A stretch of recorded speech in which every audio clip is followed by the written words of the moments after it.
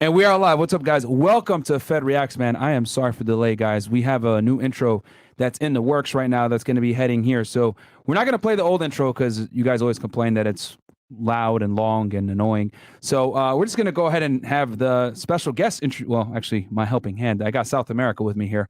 You guys want to introduce yourselves real quick to the audience? Yeah. You got to put the camera on you, though. Hi, I'm Kim. That's my introduction. That's it? Kim. Oh, I'm the girl with the umbrellas. There you go. Fantastic. There you go. From All right. from where? From Colombia. He's so shy. Hi, this is Angie. You already know me. I'm the Venezuelan that can speak English. It's funny because like a lot of people that I wouldn't think of, they know me by this nickname. And yeah, that's it. That's my intro. Fantastic. You guys have a lot of charisma. That's why they're not the main ones behind the camera, guys. So anyway, so guys, today we're going to be covering the Son of Sam, man. I am really excited to cover this one. We did a lot of research for this one. I spent the last 48 hours researching this case. I've already been aware of it, and you guys have been requesting it for a long time. However, yeah, there's a lot to dig into here between cults and shootings and guns and evidence and all that other stuff. So anything you guys want to mention before we get into it? I just want to say that you guys have been requesting this case for a long time, and we're finally delivering this guy, David Berkowitz, or 44 caliber killer. And yeah, this is as I always say to you guys, I have a long list of requests. I just want to ask you to keep leaving your requests in the comments of the videos and send it to at Fed Reacts now. Bam. Yeah, guys. So the Instagram is Fed Reacts. The TikTok is still Fed at 1811. I couldn't switch that one, but you know, we switched. And a lot of you guys were wondering, hey, Myron, why'd you switch the name? The reason why I switched the name, guys, is because Fed at 1811, unfortunately, is very difficult to find. And Fed Reacts just easier to find. And then a lot of you guys don't understand. Like a lot of people don't know. You guys that watch the show know 1811 is the code for criminal investigator or special agent in the government. But a lot of people don't know that. So I was just like, you know what? Let me just, yeah, this is my old HSI shirt, by the way, guys, here back in the day that I used to wear one of my raid shirts. Yeah, we used to kick in the doors and wear these bad boys. So that's, I figured, you know what? The debut of Fed Reacts full episode live stream, I'd put this bad boy on. Kim is going to read in the chats, guys, and she'll be starring them on the side for you guys. Don't worry, she'll read it with more charisma this time. I know she's boring as fuck, but she'll be more entertaining on it this time. So let's go ahead and jump right into it, guys, because we got a bunch of video footage to show you guys, a lot of tabs to go through, and we're going to play some of the Netflix stuff. So I want to warn you guys right now, we're going to be stopping it quite a bit because you guys know with Netflix, they're really finicky about that. You know, they hit the copyright, whatever. We're live streaming on Twitch right now as well. So if they do take us down, no worries. We will go ahead and make sure to keep the show pushing. Because what ends up happening is when they go ahead and like say stream suspended or whatever, they'll end up like allowing it to play after the fact, after it's recorded, and you guys will be able to see what you missed. You guys noticed that on the Pizza Bomber, it's in full now. So yeah. All right, cool. So let's go ahead and pull up the Wikipedia real fast. Guys, David Berkowitz, okay? David Richard Berkowitz, born Richard David Falco, June 1st, 1953, also known as the Son of Sam and the 44 caliber killer, is an American serial killer who pleaded guilty to 8 shootings that began in New York City on July 29th, 1976. Berkowitz grew up in New York City and served in the United States Army using a 44 special caliber bulldog revolver. He killed 6 people and wounded 7 others by July 1977, terrorizing New Yorkers and gaining worldwide notoriety. Berkowitz eluded the biggest police manhunt in the city's history while leaving letters that mocked the police and promised further crimes, which were highly publicized by the press. So we're going to go ahead, not into the Netflix yet. Angie, go into the next tab. I have it in order, remember? So here's the biography, guys. So scroll up real quick. So this is the timeline, guys, of his crimes. Now, Kim is going to talk to you guys real quick about, because see, the thing is, before you guys knew him as the Son of Sam running around shooting people all over New York City, we got to go ahead and understand the background at the time. So back in the 70s, guys, New York City was an extremely dangerous place to be. It was called Fear City, okay? And there was budget cuts. You had garbage men, firefighters, police officers, city workers in general, basically getting cut all over the place. They cut thousands of police officers at this time, and it was just a very dangerous place to be. Times Square was literally just a porno area. Like, it was just like escorts everywhere. I think at the time they had somewhere between 1,200 escorts walking the streets. It was sex shops everywhere. It was a bunch of weird dive bars, dive sex bars. It was just a very degenerate place to be back in the 70s. Crime was rampant. And as you guys know, I mean, serial killers ran crazy between the 60s all the way up into, I would say, the 1990s. Why? Because DNA wasn't a thing. Police weren't sophisticated. They weren't sharing information.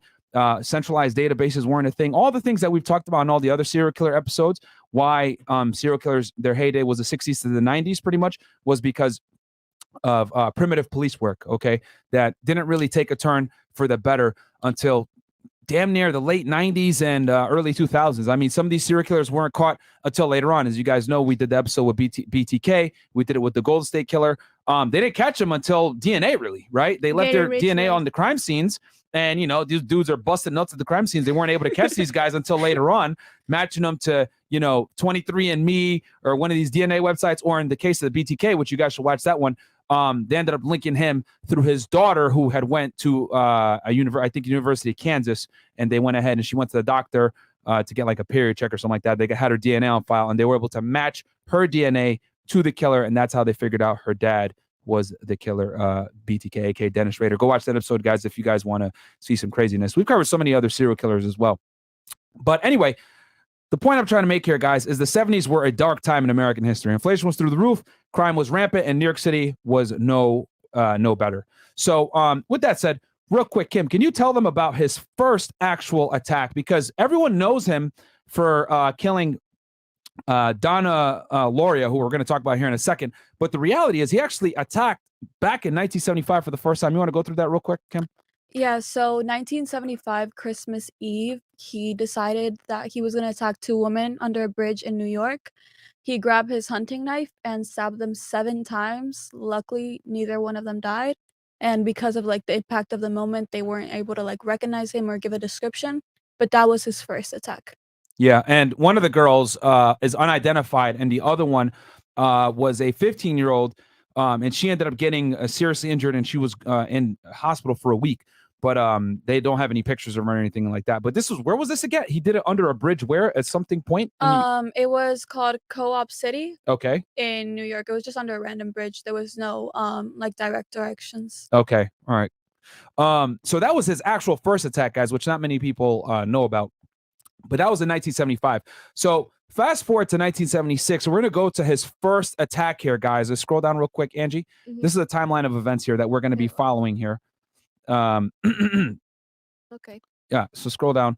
I can read through this. Across 13 months of 1976 and 1977, fear over the Son of Sam murders perpetrated by then unknown serial killer David Berkowitz gripped the citizens of New York City. 6 women and men were shot and killed in 3 of the city's boroughs in more than a dozen seemingly random attacks. The crime spawned one of the biggest manhunts of the city's history. Yes, this guy, guys, David Berkowitz, was by far the biggest serial killer in in New York City history.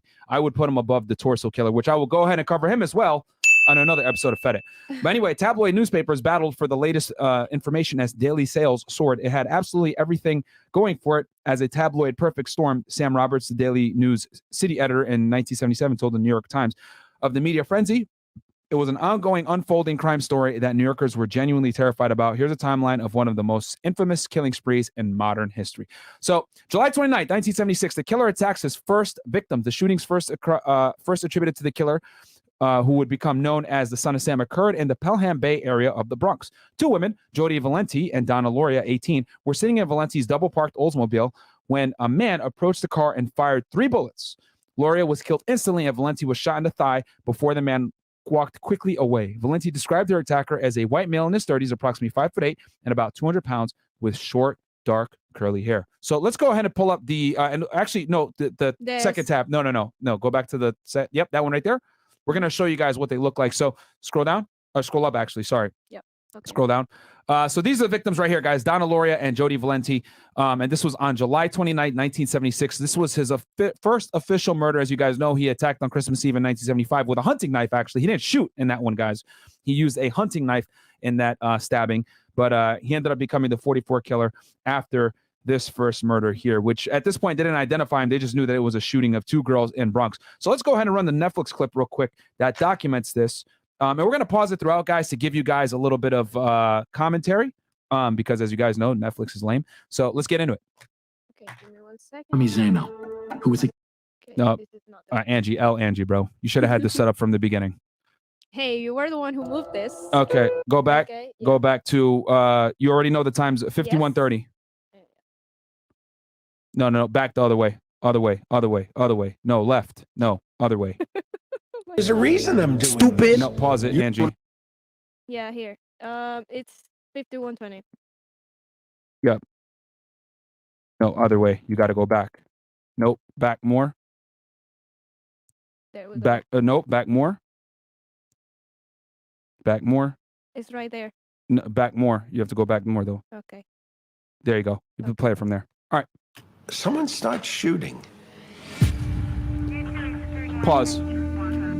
July 29th, Pause. 1976. And just so you guys know, like I said before, keep in mind, this is New York City, very dangerous time. Crime is running rampant. Murder is through the roof. You got underfunded police, disgruntled firefighters, disgruntled public workers in general. This was just a very bad time to be in New York City. And what's up happening? This guy decides to run around and start shooting at people. Okay? Go ahead, run the clip. And pause it. 18-year-old Donna prepared to Lauria was pause it. sitting in a car with Jody Violante in front of Donna's house. 2 shots blasted through the car window. Donna was killed instantly. My wife comes screaming in the hall. It was shot. I ran down. By the time I got down, she was dead in the street. That's her And father. that was it. There was nobody around. My daughter was 18 years old, and that's what he took out of my heart. 18 years. Somebody who shoots somebody for no reason, I mean, it's a story, but in New York City, it happens a lot. So nobody paid that much attention. Pause. And go ahead and pull up the map real fast, Angie. Sure. You just hit. Yep, there you go. It's going to be. So this is where the shooting actually happened, guys. This is 2860 Burr Ave. This is in Bronx, New York, by the way. You guys can see right there. It has like the fencing stuff, like the little, metal things there. But that's the exact same building where it happened, right in front. Right here. And yeah, you move it backwards a bit so that people get a better view. And then back. No, I mean use the arrow. There you go. No, use the arrow from where it was, right there. Yep, move it there. Okay, and then twist it back to the side. Drag it. Nope, other way. Okay, and then see that little thing on the left? Tab that to the left. There you go. This? Yep, collapse that. Boom. So there you go, guys. That's the apartment complex where she was shot. And that was, I think, late at night. It was in the morning. It was like 2 in the morning or something like that. That he just ran up on him and shot him. And you guys are going to see a trend here that he attacks at night. Okay, so let's go back to the Netflix. And then it kept happening. All right, pause. So now we're about to get into the second shooting, guys, on October 23rd, 1976. Go back to the original thing, the timeline. So this happened. 2 more people are shot but survive. Carl Denaro, 20, and Rosemary Keenan, 18, were shot at while sitting in a parked car in a residential area of Flushing, Queens. Both survived, but Denaro was struck in the head by one of the bullets. Police would later speculate Denaro may have been mistaken for a woman due to his shoulder-length hair. So let's run the clip, and I'll show you guys where they ended up getting shot back in the day.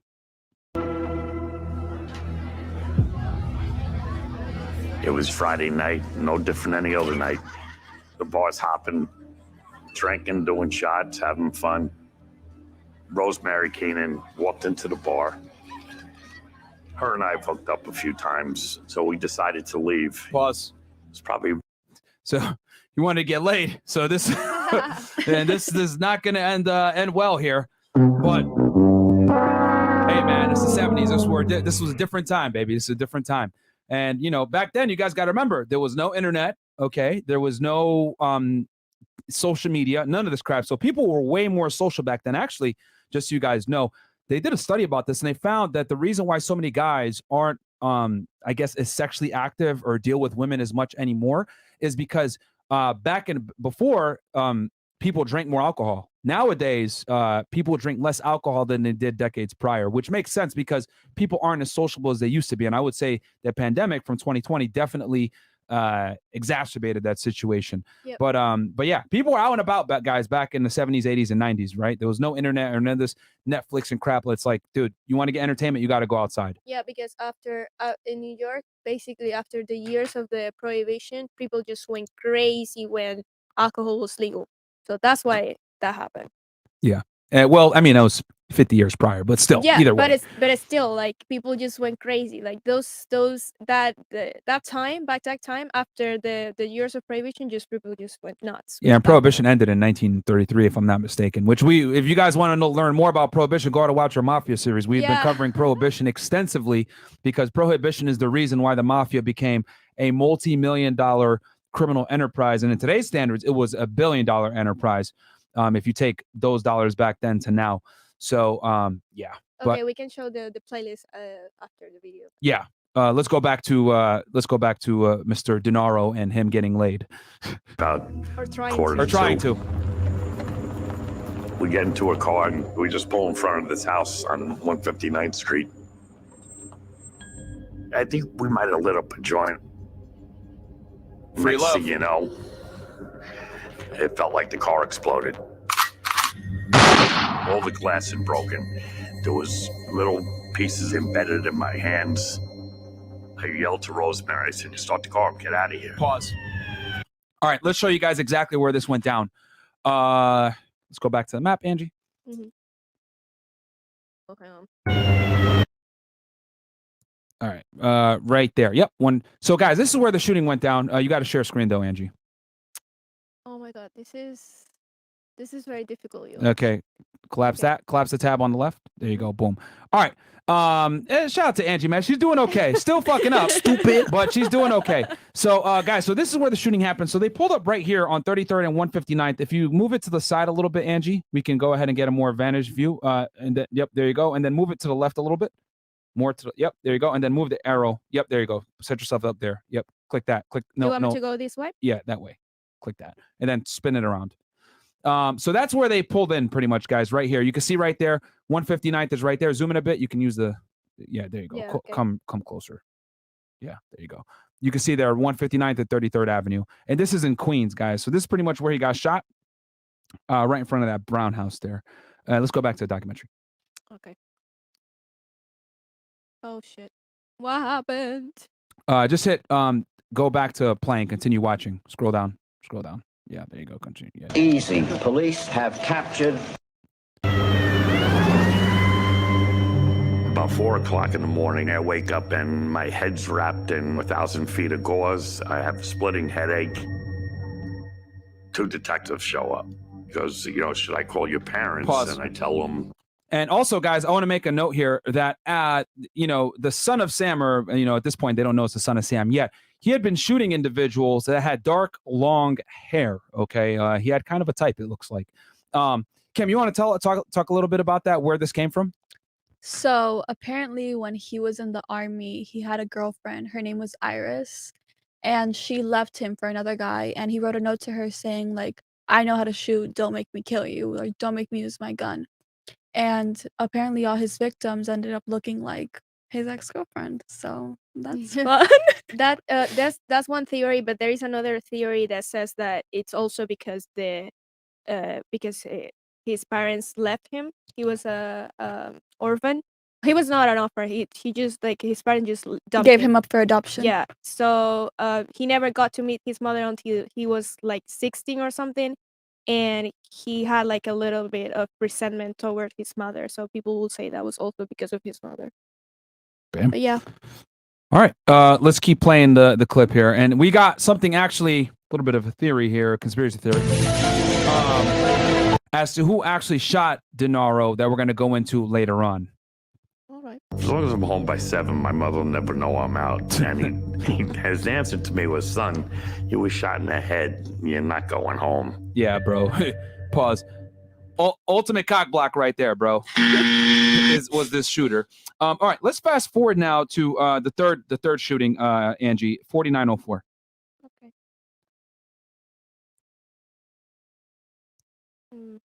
Yep. Go back a little bit. Remember, use the right. No, Angie. No, other way. Yep. Sorry. The 4904. Okay. Yeah. This is kind of hard. You have because- the notes there.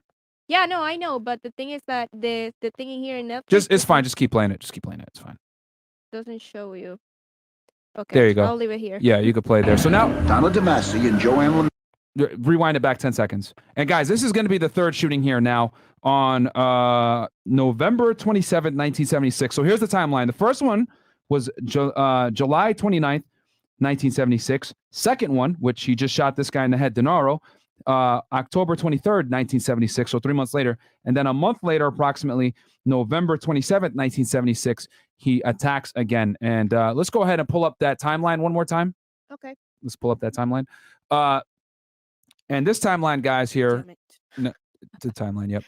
And then, so What November date? 27th, 1976, a couple is attacked by a man in military fatigues. Following a late movie, Donna DeMasi, 16, and Joanne Lomino, 18, were headed to Lomino's home in Flora Park, Queens, where they were approached by on the street by a man dressed in military fatigues who produced a revolver and shot each woman once. Their attacker fired several more times before running away. Though shot in the neck, DeMasi survived without permanent injury. Lomino was shot in the back and was paralyzed. So let's go back. We're going to show this shooting as well for y'all. Okay, you want me to show the place? No. Show. We'll pull the Netflix up first. Okay, Yep. cool. And like I said before, guys, while Angie pulls this up, I apologize. We're gonna have to pause it often because it's Netflix. Y'all know how it is. We don't want the stream to get shut down. So, all right, go ahead and hit play. Random. 2 days after Thanksgiving, it was almost 1 a.m.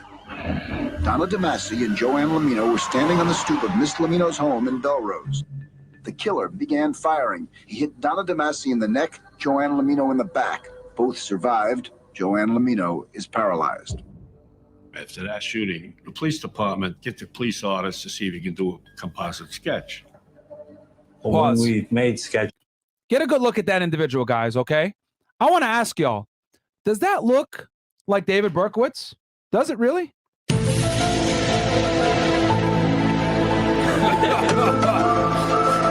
Because it doesn't look like it to me, man. All right? Definitely doesn't look like him to me. And we're going to talk about this in a little bit more detail later on about who this individual might be. All right. Let's keep running it. And people are caught, they usually resemble the person. Is there ever something which is completely different? Not often. I think that he'll look something like this. The young people were the ones who were getting hurt. They were out alone, lovers' lanes, All and right, they were pause it. getting hurt. Let's show you guys where they got hit, these two girls. They got hit This one? right around this area right here, okay? And this is in Queens here. Looks like it's changed quite a bit. If you rotate it around, it's been upgraded. It looks like the homes have been changed. But yeah, I'm pretty sure it's on that street right there, pretty much. This is where it was. And if you go ahead and click, I think to hit the tab after that, Angie. The tab after? The tab after, see it right there? Yeah, click that one. Okay. And this is from no, that's going to be the next one. Okay. So let's go ahead and go back to Netflix series and go to 4815. Right. Now we're going to get into the fourth shooting, guys. Okay, guys? So quick little recap while Angie pulls this up. All right. So you got the first shooting, right, on July 29th, 1970. Well, actually, if we're going to go all the way, we had Christmas Eve, 1975. 2 women are attacked and stabbed in what part again? Co-op City, New York. Co-op City, New York, right? One is unidentified. The other one ended up being identified as a 15-year-old high school student. Then you got the first actual murder with a gun, which was on July 29th, 1976, of Donna Lauria. Then the second shooting occurred with Carl Denaro on October 23rd, 1976. That was out on 159th and 33rd out there in Queens, trying to get laid, and he got cock blocked. Then you got the third shooting with Dana DeMasi and Joanne Lomino. They survived. This was on November 27, 1976. However, they ended up one getting permanently paralyzed and one getting hit in the neck. Now we're going to go into the fourth shooting, guys, on January 30th, 1977. Let's roll the clip. Angie, you got to share screen, though. Yeah. Gotcha. Give me 1 second. You guys have to bear with me because this is kind of Stupid. She's learning. Christine Fruend, 26 years old, is dead in a shooting that has no apparent motive. An explosion came, like, you know, at the same second as I heard it, I turned, and Chris fell towards me with her head. I grabbed her and I started screaming, Chris, Chris, Chris, you know? The police say this is a senseless killing. There is no suspect, certainly. And just so you guys know, John Deal was her fiance, if I'm not mistaken. So, so obviously, you know, to watch your fiance get murdered right in front of you is crazy, getting shot at. No motive. I was working in the 15th homicide zone in Queens, and we were told that there was a shooting outside the Forest Hills Railroad Station. I saw the damage from the gunshot. The size of the lead bullet on the dashboard of the car was kind of unusual. I've experienced all types of rounds and so on. And that's the first time I ever saw one that large. Boom. Pause. It took me back a little bit. And as you guys can see here, just so you guys kind of have an idea, you got a 22 on the far left, a 25 in the middle, a 38, right, which at the time, which is what the police were issued with revolvers, and then you got a 44, which is a huge round, guys. I mean, if you really want to do some damage, you hit someone with a 44, and that's gonna fuck them up. So obviously, for someone to be using this type of round back then and all these shootings, now they're starting to see a trend here. Okay, guys. With the 44 caliber. Also, let me go ahead and show you guys real fast where the shooting went down. The shooting went down, guys, right here in this area, 10 Station Square in New York. As you can see, a nice little area here. And she got shot pretty much across the street from, go back to Angie where it was before, where you had it. So that's the inn right there, the Forest Hills Inn that the detective was just mentioning. She got shot, if I'm not mistaken, across the street. Spin it around if you can. There you go. Spin it around a little bit more, like right there in that area right here. Yep, looks like right in that area is where she ended up getting shot while she was in her vehicle with her fiance. And let's go ahead and pull up that old article, guys. I went ahead and got y'all the article from the New York Times dated January 31st, 1977. So this is actually an older article, and we'll read some of it here. A young Wall Street worker from Queens was shot to death early yesterday for no apparent reason while sitting with her companion in a parked car on Quiet Forest Hill Street waiting for the engine to warm up, the police said. As you guys know, for the people out there that aren't familiar with New York weather, it is cold as fuck in that time of the year. So it's very common to warm up your car prior to doing anything, which obviously back then in the 70s, you know, you didn't have heated seats and all this other stuff. You got to sit there and let it warm up a bit before you end up driving, or else you're going to mess up your engine. Okay. The shooting prompted the police to search records and memories for other apparently senseless killings in the past to see whether there was a possible link, they said. 2 bullets fired through the window of the car's passenger side struck the woman, Christine Freund, 26 years old, 5818 Linden Street, Ridgewood. That's where she's from. The shooting took place at 12:30 a.m. in front of the 1 Station Square opposite the Forest Hills Inn at the Long Island Railroad Station, the police said. Ms. Freund, struck in the head above the ear and in the right shoulder, died about 4 hours later at St. John's Hospital in Elmhurst, officials said. She must be here, right? And yeah, scroll down. That's Carl Denaro, who got shot, as you guys know, in the head. He survived. And then there is Donna DeMasi. She was wounded. But and then the other girl, Christine Freund. Oh, Christine Freund. There she is right there. They didn't have a picture of the other girl. But yeah, there you go. Christine Freund, shot in the head, killed January 30th, 1977. And they showed the picture of her also in the Netflix documentary. But yeah, let's go back to the Netflix doc. Okay. You want me to play? You can hit play. Yeah, keep playing it. This is the second time in the last few months that an incident like this has happened in Queens. Whether there's any connection, we can't really say at this time. All right, pause. Translation: we are frustrated as hell. We're understaffed, underpowered, undermanned, and we don't know what the hell is going on. Okay? All we know is that we got a crazy lunatic running around shooting people with 44 caliber bullets, and we don't know what the fuck is going on. Okay? That, my friends, is the voice of frustration. All right?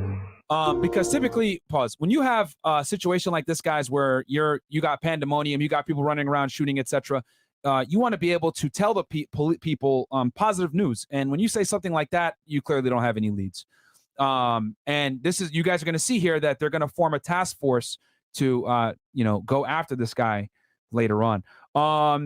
Guys, just so you guys know, I know we got the super chats piling up. We're going to read them here in a bit. I'm just prepared because, as you guys know, we're playing Netflix content, so you already know what time it's going to be. They're going to more than likely at some point maybe suspend the stream or whatever. So if they do that, then we'll read the chats.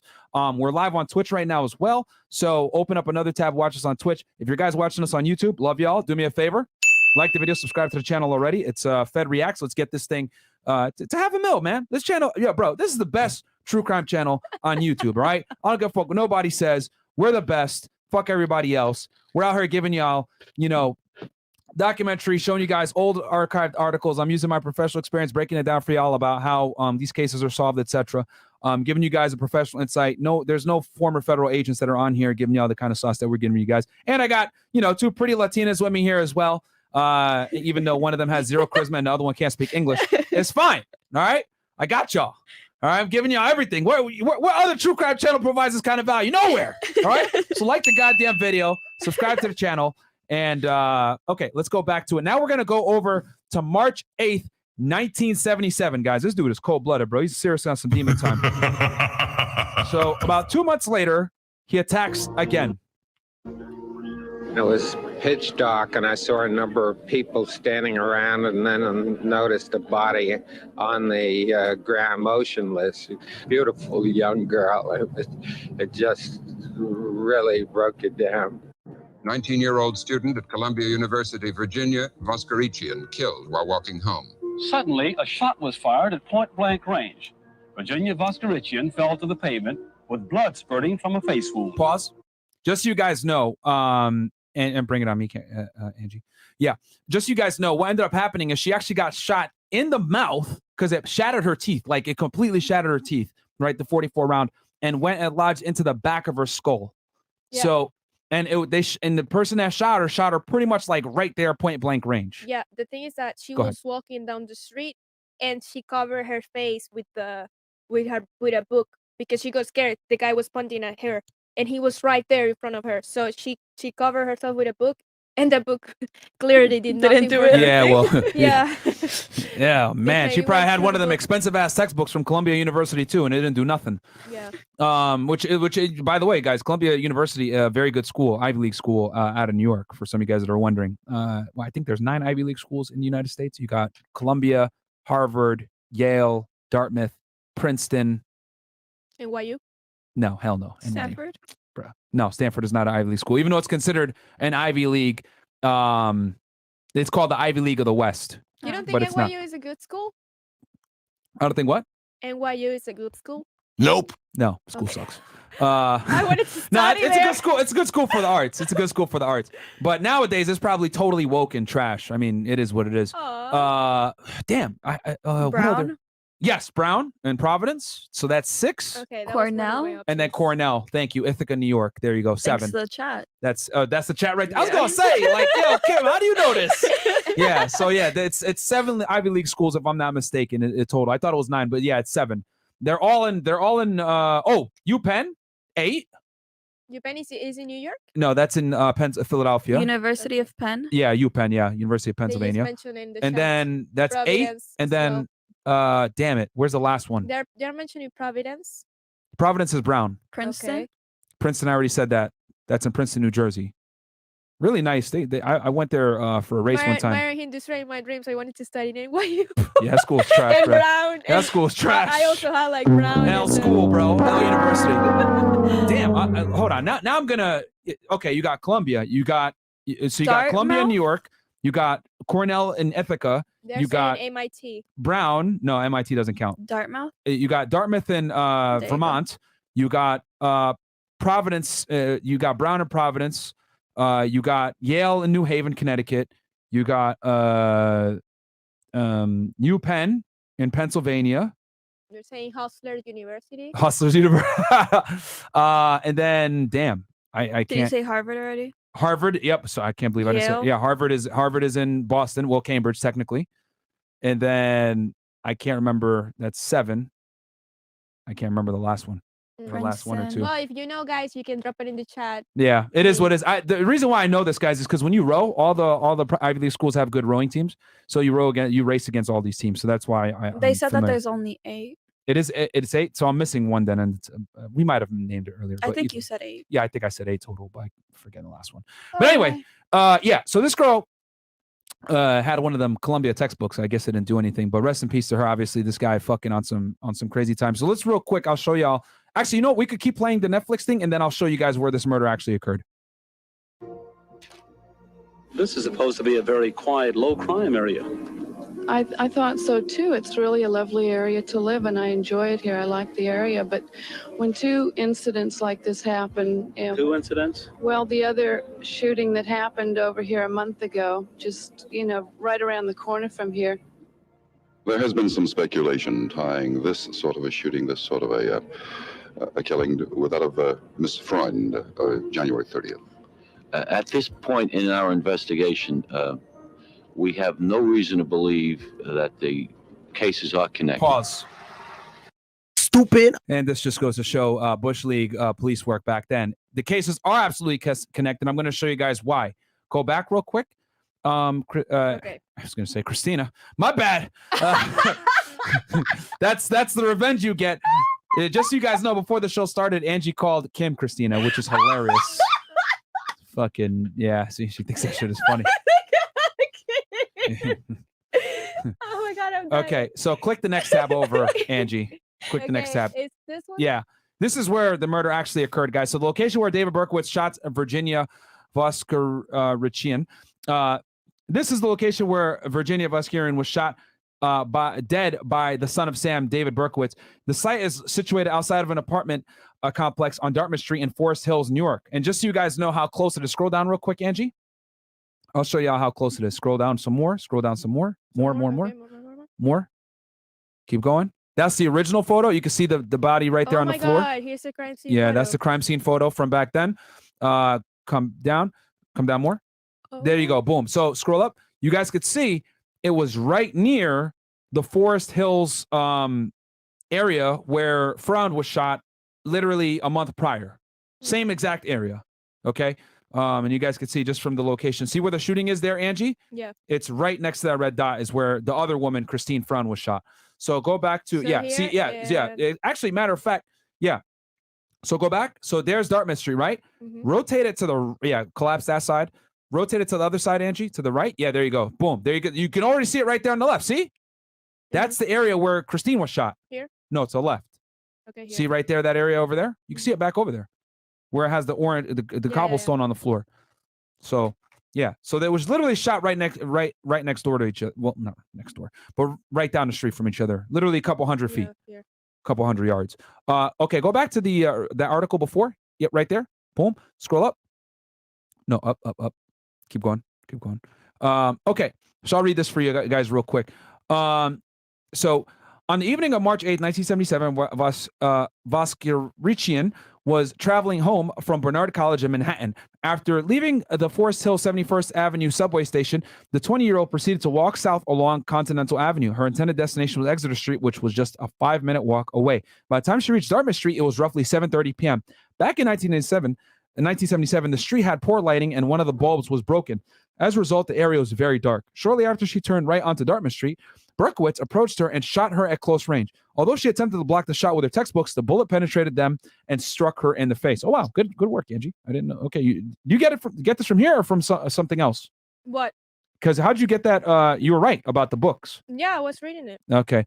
According to an autopsy report, the bullet smashed through her teeth and lodged in the back of her skull, killing her almost immediately. When the attack took place, an elderly man who was in the area heard a pop that sounded like a firecracker. He then saw a pudgy youth with a stocking cap fleeing the scene of the crime. Not long after, a young man discovered Voskerichian's body near the sidewalk.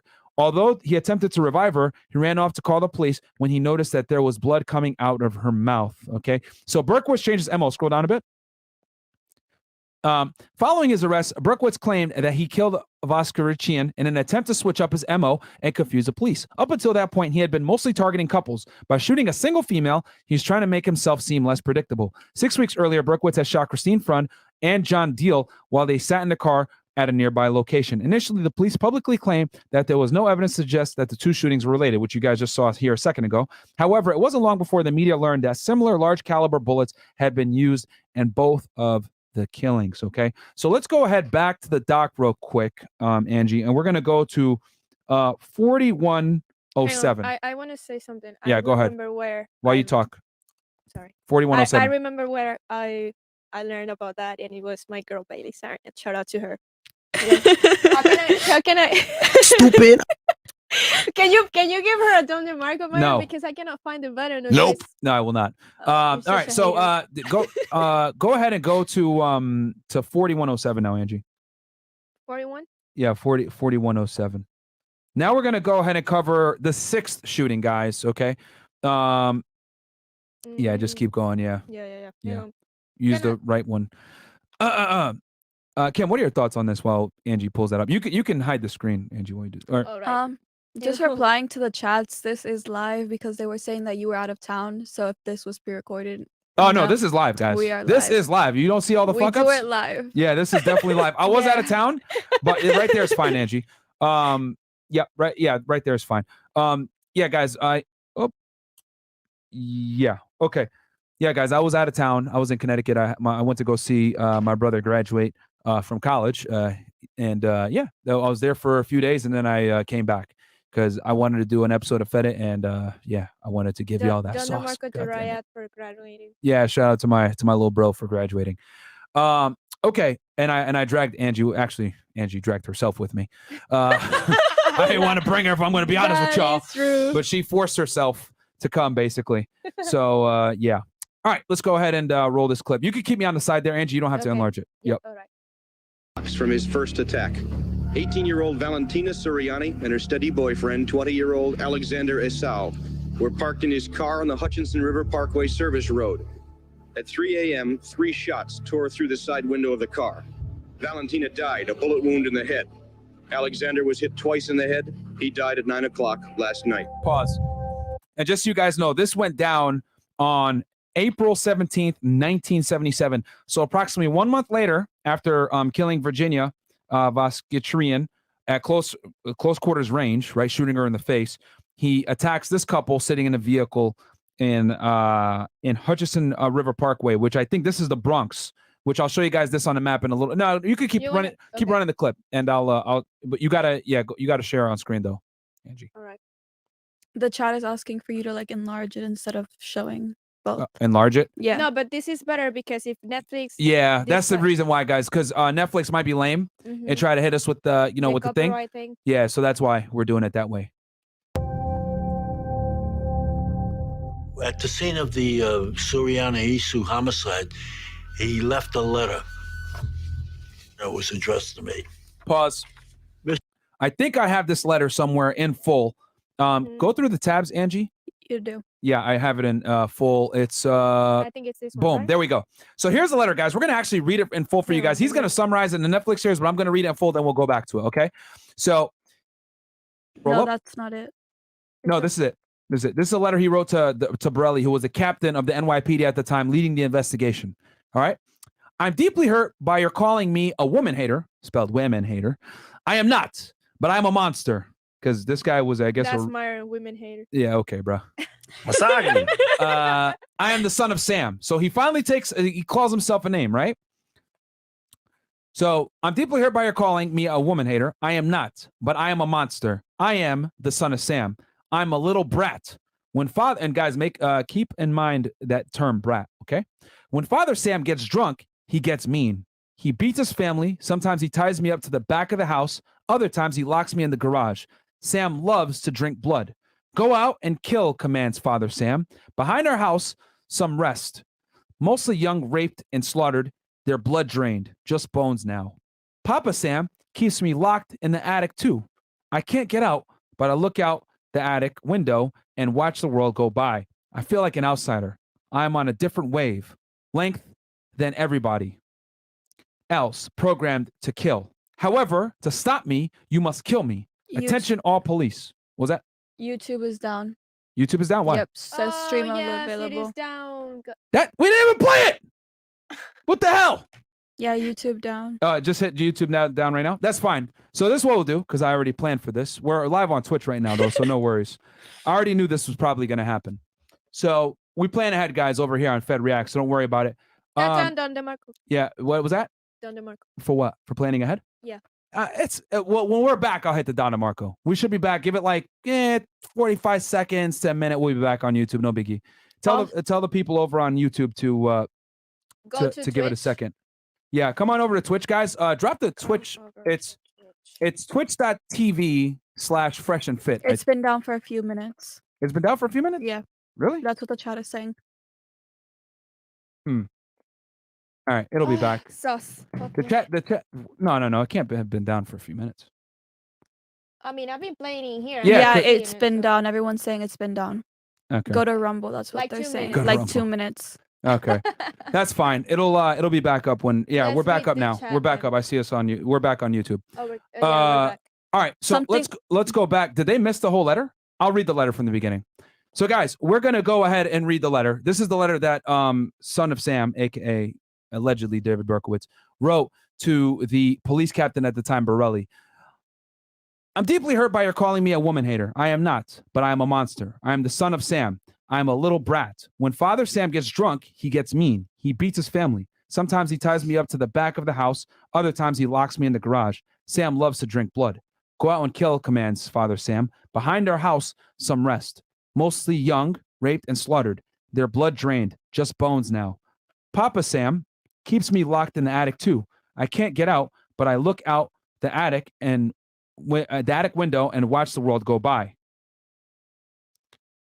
I feel like an outsider. I am on a different wavelength than everybody else, programmed to kill. However, to stop me, you must kill me. Attention, all police. Shoot me first. Shoot to kill, or else keep out of my way, or you will die. Papa Sam is old now. He needs some blood to preserve his youth. He has had too many heart attacks. Too many heart attacks. Me. Hoot, it hurts, sonny boy. Okay, that was weird. Okay, I guess, yeah. Okay, let me read that again. Me hoot, it hurts, sonny boy. It hurts, sonny boy. I miss my pretty princess. Most of all, she's resting in Our Lady's house, but I'll see her soon. I'm the monster, Beelzebub, the chubby. Beelzebub, the chubby behemoth. I love to hunt, prowling the streets, looking for fair game, tasty meat. The demon of Queens. No, the women of Queens are the prettiest of all. I must be the water they drink. I live for the hunt. My life, blood for Papa. Mr. Borelli, sir, I don't want to kill anymore. No, sir, no more. But I must honor thy father. I want to make love to the world. I love people. I don't belong on earth. Return me to Yahoos. I want to make love to the world. Yeah, bro, this guy's on his he's on some crazy shit right now, man. To the people of Queens, I love you, and I want to wish all of you a happy Easter. May God bless you in this life and in the next. And for now, I say goodbye and good night. Police, let me haunt you with these words. I'll be back. I'll be back to be interpreted as bang, bang, bang, bang. Yours in murder, Minster Monster. Oh, I thought Okay. So something with this letter is the first one you wrote all the way to the top. Yeah, this is the first letter he ever wrote to the police. He left it at the crime scene. The first time he named himself Son of Sam. Yeah, the first page, that one right there, they should remember that for what we're gonna go into later, or you should read it later. Where it says I'm a little brat, right? No, the whole thing itself. It ties into a lot of the theories we have going on. Yes. All right, so let's go ahead and run that Netflix clip again. And we're back, by the way, so I'm going to give ourselves a Don DeMarco.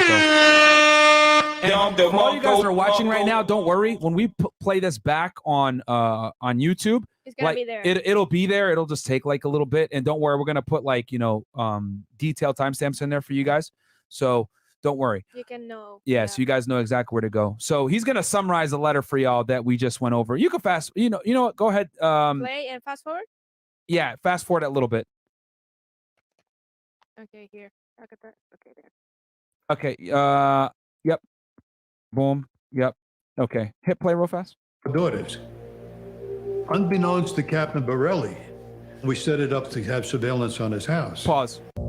House. Yeah, because they were obviously worried that he knew who Borelli was at this point, and he knew that he was pretty much leading the manhunt at this point, because there was a task force assembled called the Omega Strike Force or Omega Task Force to go ahead and get this guy.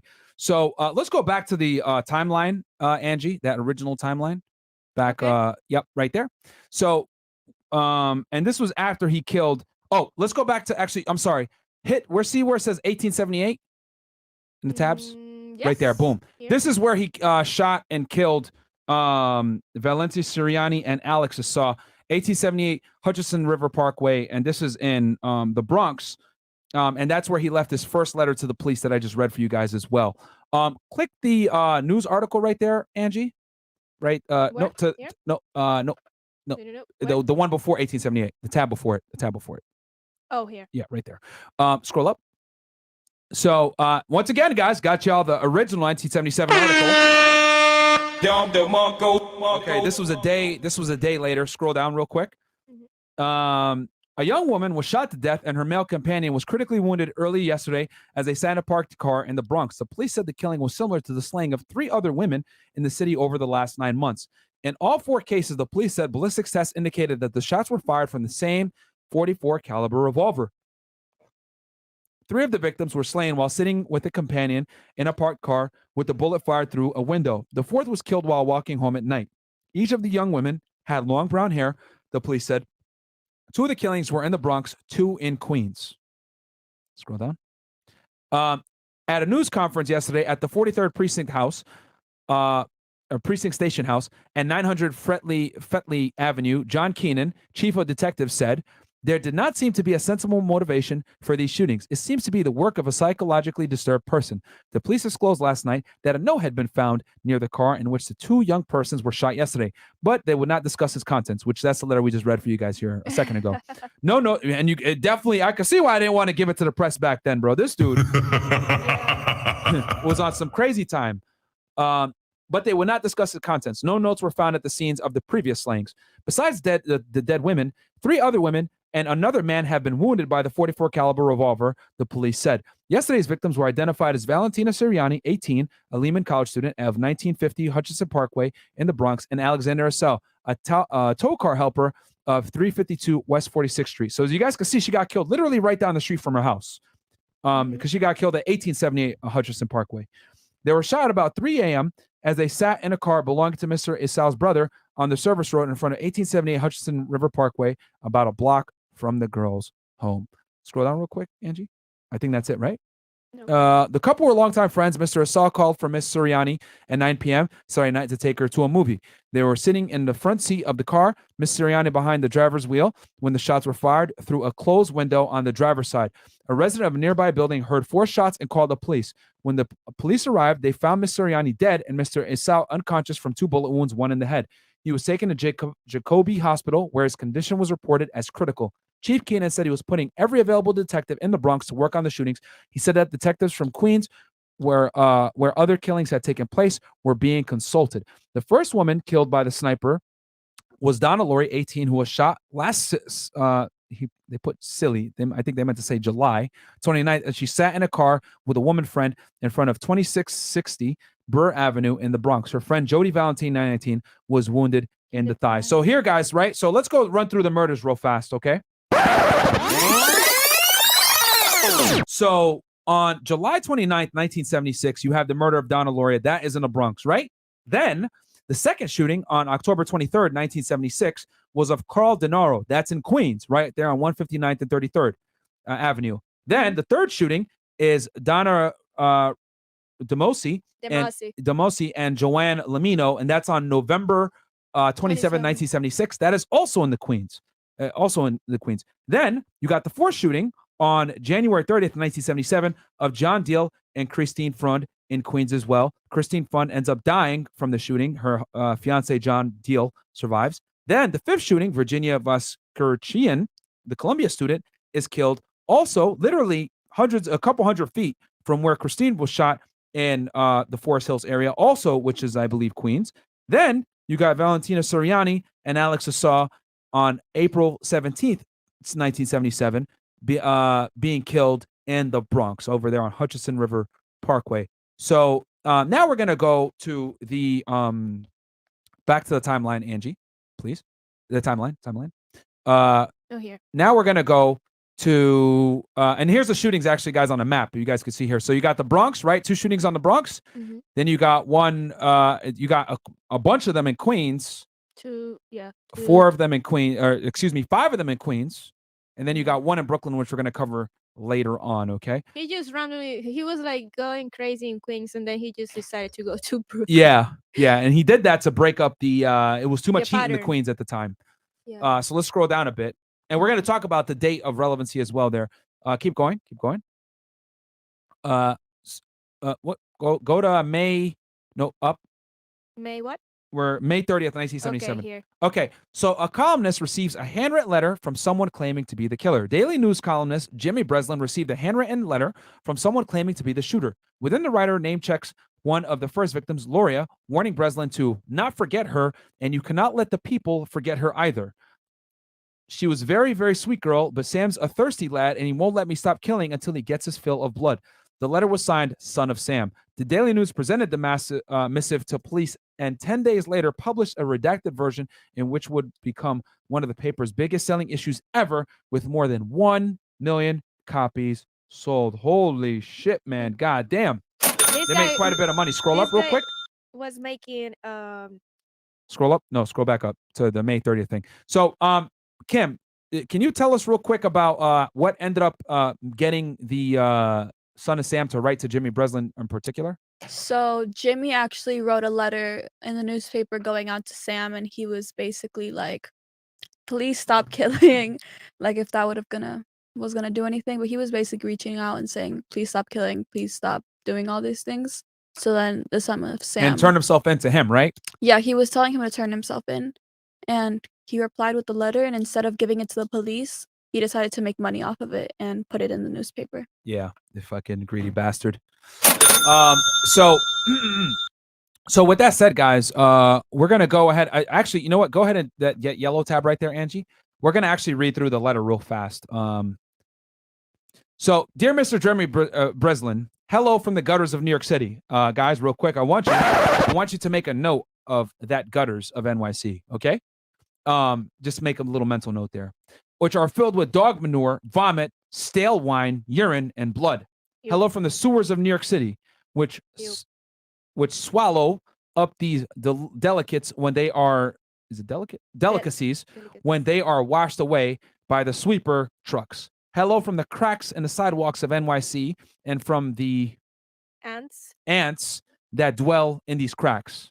Yeah, as you guys can see, obviously demented. In part of the letter, which wasn't published in the paper, it said, not knowing what the future holds, I shall say farewell and I shall see you at the next job. Or should I say you will see my handiwork at the next job? Remember, Miss Lauria, thank you. In their blood and from the gutter, Sam's creation, 44. The killer also had been dubbed the 44 caliber killer because of the gun he used in the attacks. Also, guys, I want y'all to know, they got this when? On May 30th, 1977. Almost 2 months, less than 2 months away, right, from the 1-year anniversary of his first murder. So what is he doing? He mentions the name of the first victim, Donna Lauria, right, and taunts the newspaper. Also in this letter, the killer left some names to help you along. These were the Duke of Death, the Wicked King Wicker, the 22 Disciples of Hell, and John Wheaties. Part of these clues led journalist Maury Terry to believe the letters were not all sent by David Berkowitz and instead by the Carr brothers as part of a cult, which we're going to talk about that, guys, a little bit later. Mr. Breslin, sir, don't think that because you haven't heard from for a while that I went to sleep. No, rather, I am still here, like a spirit roaming the night, thirsty, hungry, seldom stopping to rest, anxious to please Sam. I love my work. Now the void has been filled. All right, so what is he doing? He's taunting there that he's going to kill again. In the 2-page letter, David Berkowitz, or whoever the sender might have actually been, also requested Breslin inform all the detectives on the case that he wishes them the best of luck to keep digging and think positive. This guy, bro. He's literally laughing at the police. He concluded that upon his capture, he would like to buy all the detectives a pair of shoes. If I could get up the money, the letter was signed off from Son of Sam. Further letters were sent to the neighbor of the Sons of Sam killer, David Berkowitz, who was also a county police officer. Craig Glassman received a note saying he had been chosen to die and that he was Satan's child. Now he wants you by his side. It added, "We will kill you, we will murder you," and closed with, "Die, Craig, die." And you guys are going to see Craig Glassman come into play here a little bit later. He's a volunteer sheriff's deputy. A further note was found in David Berkowitz's car when police searched it. Okay, we'll skip that for now. We'll go back to let's go back to the Netflix documentary here. Now we're gonna get into the 7th shooting here. Okay. On June 25th, 1977. You got the time for that, right, Angie? Yeah. Okay. Of Judy Placido and Sal Lupo, and this is also in Queens, in a more busy area too. So he didn't give a fuck, man. Oh, there you go. You got it. Bam. All right. Let's roll the clip. For almost a year, New York police have been looking for a murderer they call the .44 caliber killer. Overnight, he hit again, this time wounding a young couple parked in a car. Whoever he is, it was his 7th attack in 11 months. Police found a familiar pattern. This car parked early in the morning, not far from a night spot. A pretty girl with long dark hair and her date hit by .44 caliber bullet. I want to say something. Yeah, go ahead.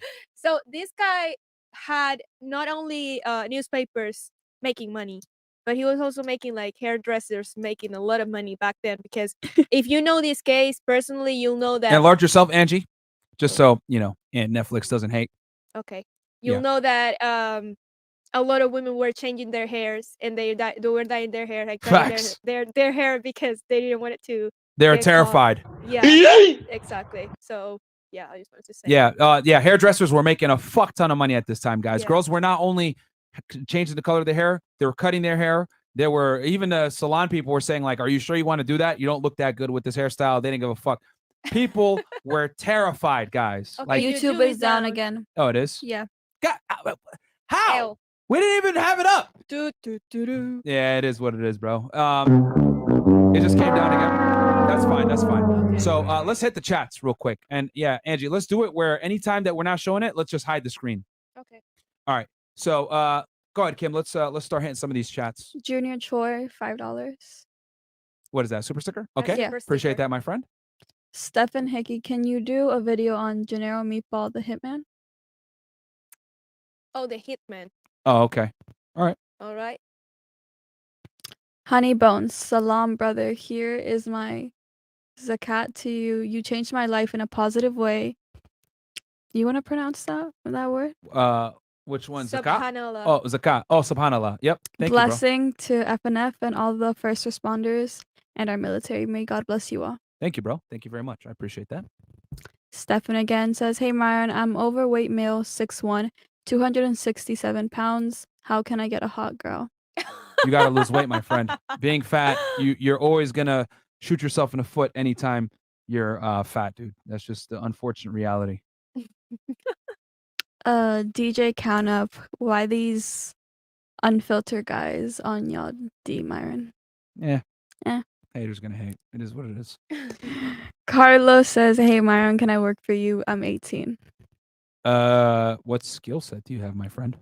Oh, I think he's trying to make fun of you. Okay, fair enough. Shots fired.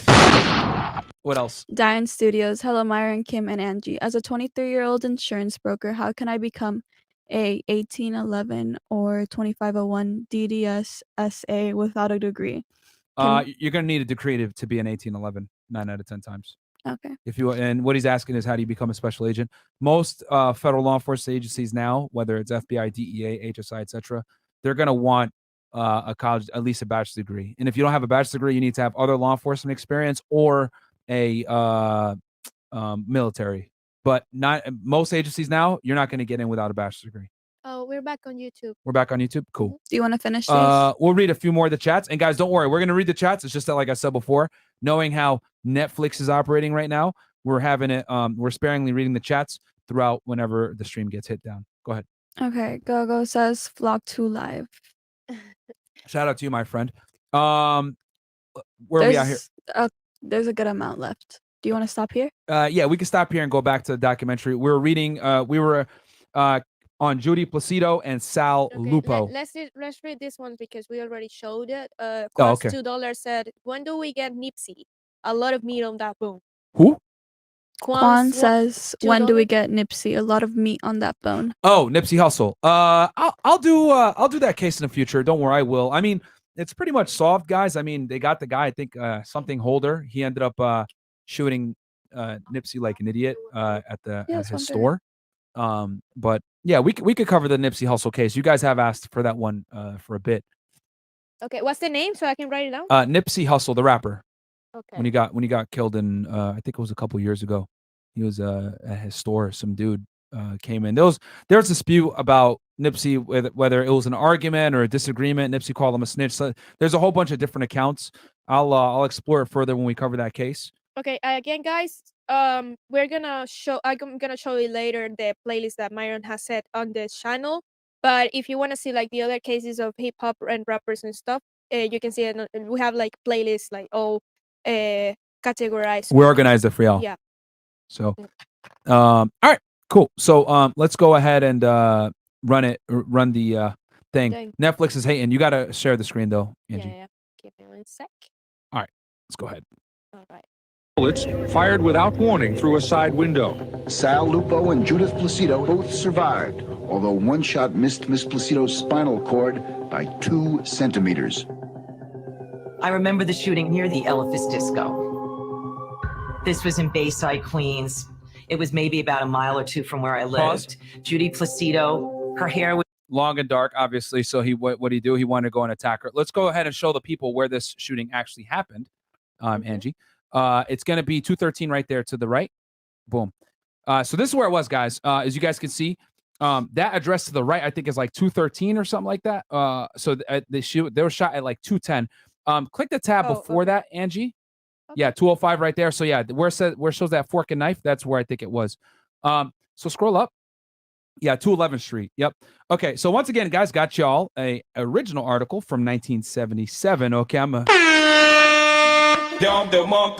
right, so the psychopathic killer who calls himself Son of Sam struck again early yesterday when he shot at a young couple, wounding them as they sat in a car parked on a residential street in Bayside, Queens. Detectives said the 4 bullets that wounded the couple, Judy Placido, 17 years old of the Bronx, and Salvatore Lupo, 20 of Maspeth, Queens, had been fired from the same .44 caliber Bulldog revolver that had already been used to kill 4 young women and a young man and to wound 3 women and a man in 6 other car and street attacks since July 1976. So now we're going on a year now, guys.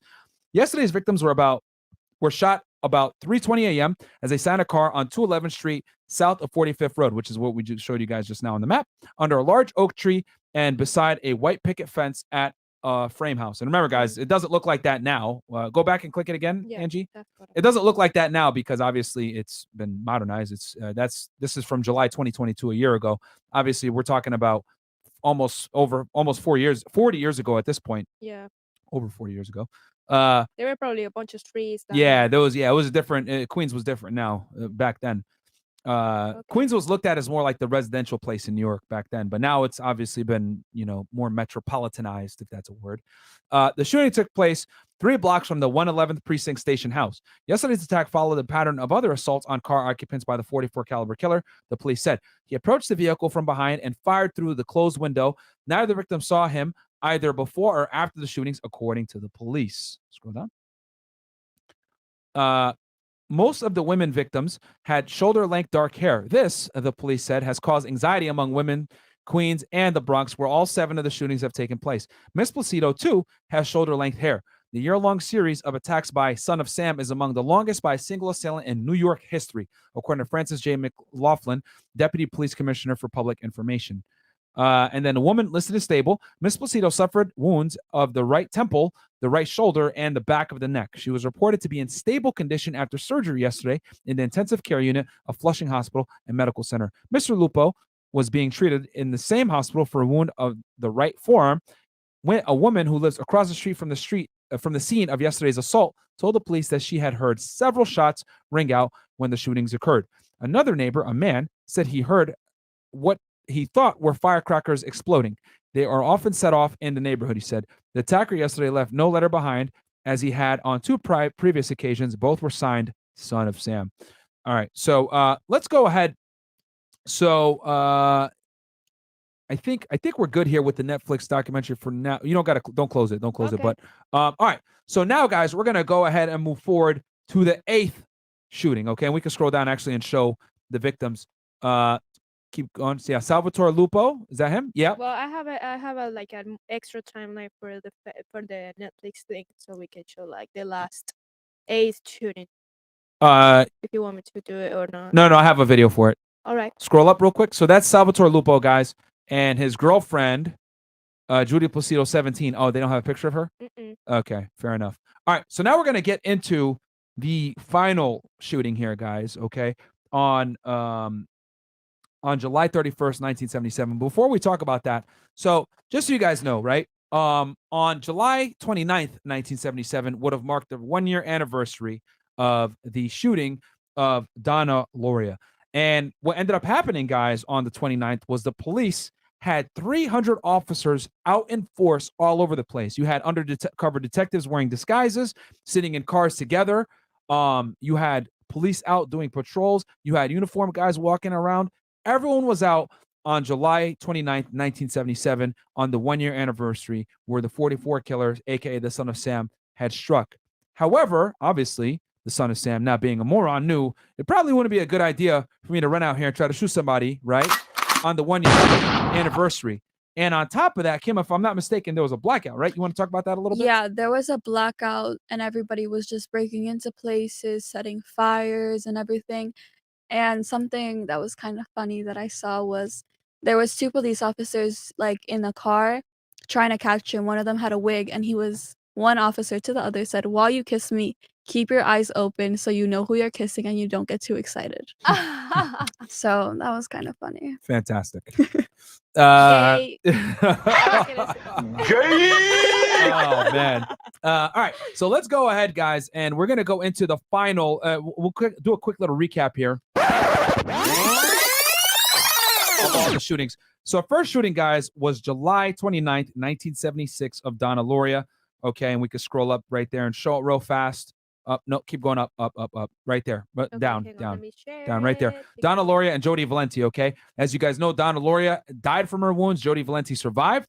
Okay, then the second shooting was of Carl Denaro, right in the head. He was wounded. His girl that he was with did not get hit. Rosemary Keenan. Okay, he ended up surviving. This was on October 23rd, 1976, out in Queens, 159 to 33rd Avenue. Then the third shooting, guys, was on November 27th, 1976, with Donna DeMasi and her friend Joanne Lomino. They were both shot at by an individual wearing military fatigues. One ended up being paralyzed, and the other one ended up getting shot in the neck. Both survived their attack, though. Fourth shooting was Christine Freund and her fiance, John Deal. John Deal survived, however, Christine Fruend tragically passed away. This was on January 30th, 1977. This was in Queens by the Forest Hill Station. Then the fifth shooting was on March 8th, 1977, where Virginia Voskerichian, and she was killed as well, shot at point blank range, literally a couple hundred yards away from where Christine Freund was killed and attacked with her fiance, John Deal. And then you had the sixth shooting, which was Valentina Suriani on April 17th, 1977. She was killed and her boyfriend, Alexander Esau survived. No, excuse me, they both passed away. I'm sorry. Both of them passed away, Valentina Suriani and Alex, and they were killed in the Bronx, 1878 Hutchinson River Parkway.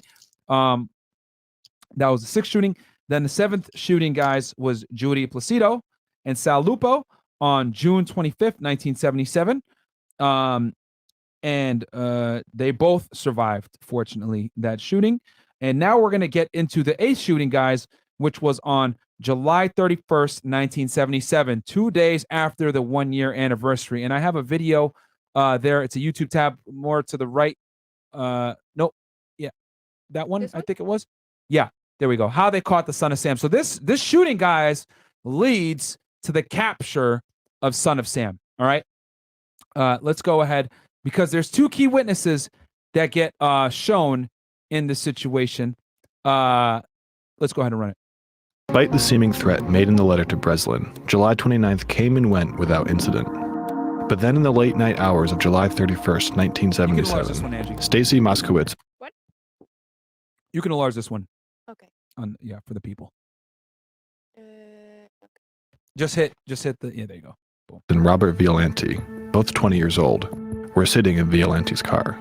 But that very night, Cecilia Davis was walking her dog Snowball around that same Brooklyn neighborhood. A man had creeped past her holding what she thought might be a gun. Moments later, gunshots rang out. The next morning, Davis learned that two people had been shot while sitting in their car. Could the man she witnessed the night before be the son of Sam? Davis told her neighbors, Stephen and Tina Zaccarelli, what she'd seen.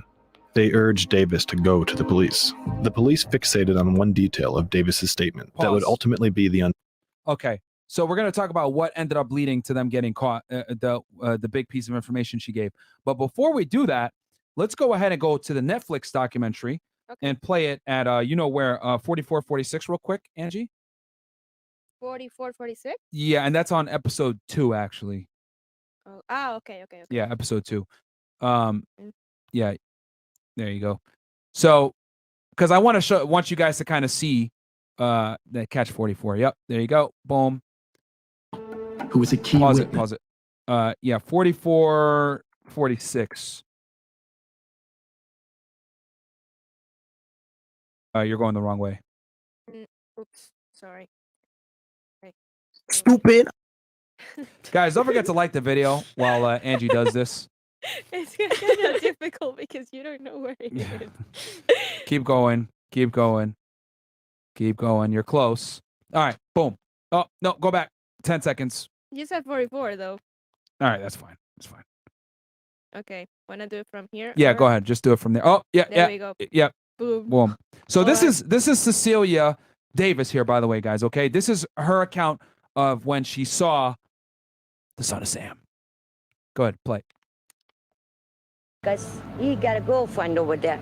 She's walking her dog. I seen the man coming out of the tree there. At about 2:33 a.m., Miss Davis, about 125 feet from her apartment, sees a young man, whom she later identifies as David Berkowitz. As he walks by, less than 5 feet separate them, and he glares at her. Pause. Okay. Now let's go back to the YouTube video that we had before. So that was the witness, and that's her seeing him on the night that Stacy Moskowitz and Robert Violante were shot. And they were actually shot in Brooklyn. Let me show you guys real quick where they were shot, actually. Hit escape. Go ahead and show tab over. This one? Yeah. Yep. There we go. So this is where they were actually shot, guys, on 1185 Shore Parkway. This is in Brooklyn, guys. They're shot right at that intersection, pretty much where that pole is to the left. That's pretty much where they were shot. And obviously back then in the 70s, right, this was a much darker, actually, I don't really see many street lights. That's that one street light there. But yeah, it's probably dark even to this day. There's just this one area. here. Yeah. So, okay. But all right, let's go back to the YouTube. Go ahead. Yep. Doing of the son of Sam. Davis noticed that two officers had been handing out parking tickets on the night of the murder, and one of those parking tickets had been given by officers Jeffrey Logan and Michael Cantanillo to a 1970 Ford Galaxy for parking too close to a fire hydrant. Pause. Let's show that ticket right now, guys. I actually got a copy of the ticket for y'all. Next tab over, Angie. That is the ticket right there, my friends, that ended up leading to the identification of your boy Berkowitz. There you can see the plate 561 XLB. It was 290 Bay. Scroll up real quick. That's where the car was parked.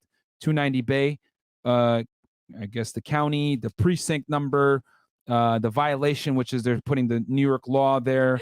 This is a nice ticket. They were booted like they were doing like back then like by hand. Like yeah, they were writing them by hand, guys. Scroll down. Yeah, it's none of this computer crap. See hydrant, right? He was parked too close to a hydrant, and then you can see the officers right there, squad command that wrote the ticket, and they got the tax register. Scroll down, Angie. Yep. Here. So yep.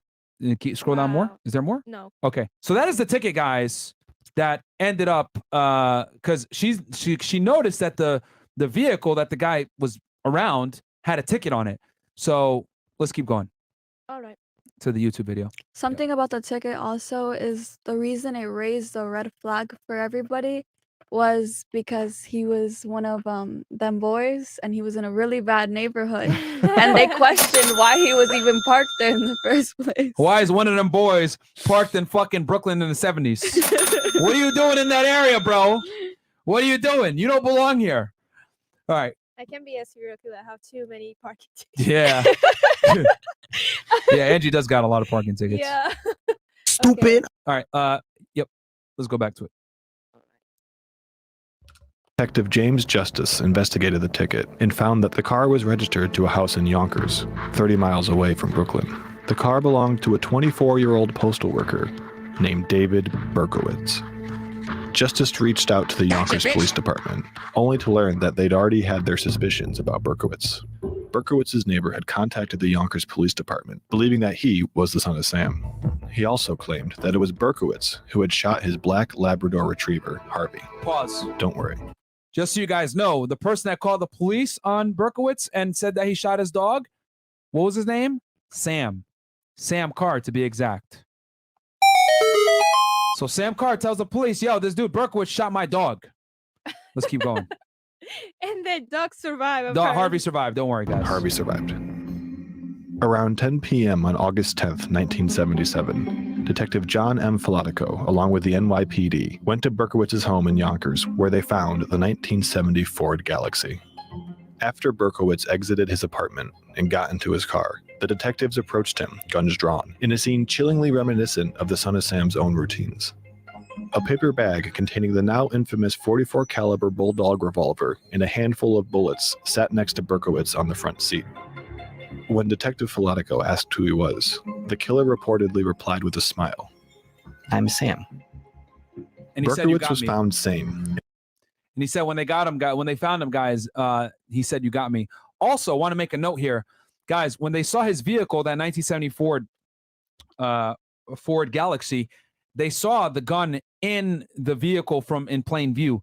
And what they ended up doing was they broke into the car without a search warrant, by the way, which was very... You stupid. And they ended up taking the gun, and they found a letter in there also saying that there was going to be another shooting at a discotheque in Long Island. So at this point, they're like, yo, this is definitely the son of Sam. And that's when they waited until he came out to his car and arrested him. Actually, when the police got to him, they asked him if his name was David Berkowitz, and he said, "No, I am the son of Sam, and you've got me." Yep. That's what he That said. was easy.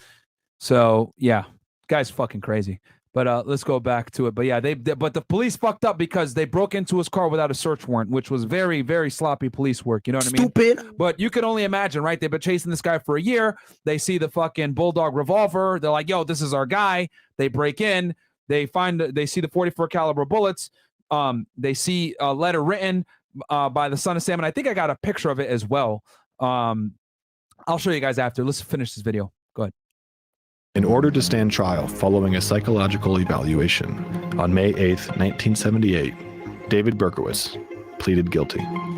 Berkowitz asserted that it was none other than his neighbor's black Labrador retriever, Harvey, who had told him to kill those people. I thought I killed you, Mr. Blackthorn! How did you get in here? Leave me alone! Berkowitz is now serving 6 consecutive sentences of 25 years to life at the Shawangunk Guys, if anyone can find that movie and send it here, I'll be very grateful. Correctional Facility in upstate New York. Harvey was a good boy for the rest of his life.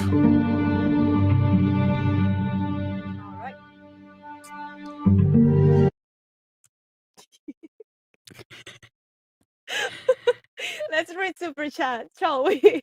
Okay. Hang on, let me go back here. Federal Reserve System. I'm turning the printers on real soon. Don't worry. Nick says, thanks to your channel and advice, I used my equity and sold my first flip for 6 figures. Keep up the amazing content. Okay. Honey became a member. Welcome to the team, my friend. INS Immigration. Oh God. Oh my god. Myron, Angie, Kim, love the show. Bought your book and it changed my life. Thank you. 50-year-old formal LEO. Next 2 months, I will have enough to join your Patreon and better myself all the way around. Want to Awesome, get bro. into the real estate, doing weight loss, almost down 50 pounds. Awesome, man. Shout out to you, my friend. Let's mod him up because he's INS. INS doesn't exist anymore, but we'll give you a wrench, bro. Don't worry. What is INS from? It's ICE, Immigration Customs Enforcement. Oh. INS and the U.S. Customs Service were disbanded in 2003 to create U.S. Customs and Border Protection and Immigration and Customs Enforcement, aka ICE. My best friends. Yeah. There you go. Yep, your best friends, exactly. Okay, let's go back to Well, let's read this, that yeah. last one, Kim, and then we'll go back to it. Freshest Dog says, damn, Myron, 2 Latinas at the same time is crazy. I can barely stand one. Shout out to you, hero. I appreciate you, my friend. Let's go back to the let's show the thing, Angie, the tabs. It's not, you got to share screen. Now move over to the next tab. Okay, so now we're gonna get into hit getting images there. That next tab. Here? No, right there. Yep. Click that. No, and then tab over one more time. Sorry. Yep. This is where his house was, guys, when they arrested him. 50 Pine in Yonkers. It used to be called 35. Sorry, it's 42. It's 42 Pine now, but it used to be 35 Pine back then. I think they changed the address because of all the notoriety that the address got. But it was 35 Pine back in the day when Berkowitz got arrested. They did this with the O.J. Simpson address too. Normally, when addresses like get super famous, they'll change their address so that people don't visit it as much. But it doesn't help people know what it is. But that's the apartment that he was at. Hit the next tab, Angie. That's his car, guys. You can see the bullets right there, and the book, and then there was a letter that they found on the glove box. Papers inside Berkowitz's car included a copy of the parking ticket that James Justice, a police detective at the time, traced to him. And then hit the next one. Okay, so now we're going to get into the age-old question. Did the son of Sam, aka David Berkowitz, operate alone? Well, I want to ask y'all a question. These are mugshots from all... Angie, can you hit control? Yeah, there you go. Make it bigger for the people. See, these are mugshots, guys, that were literally sketched off of witness accounts. Please tell me, do any of these individuals look like David Berkowitz? And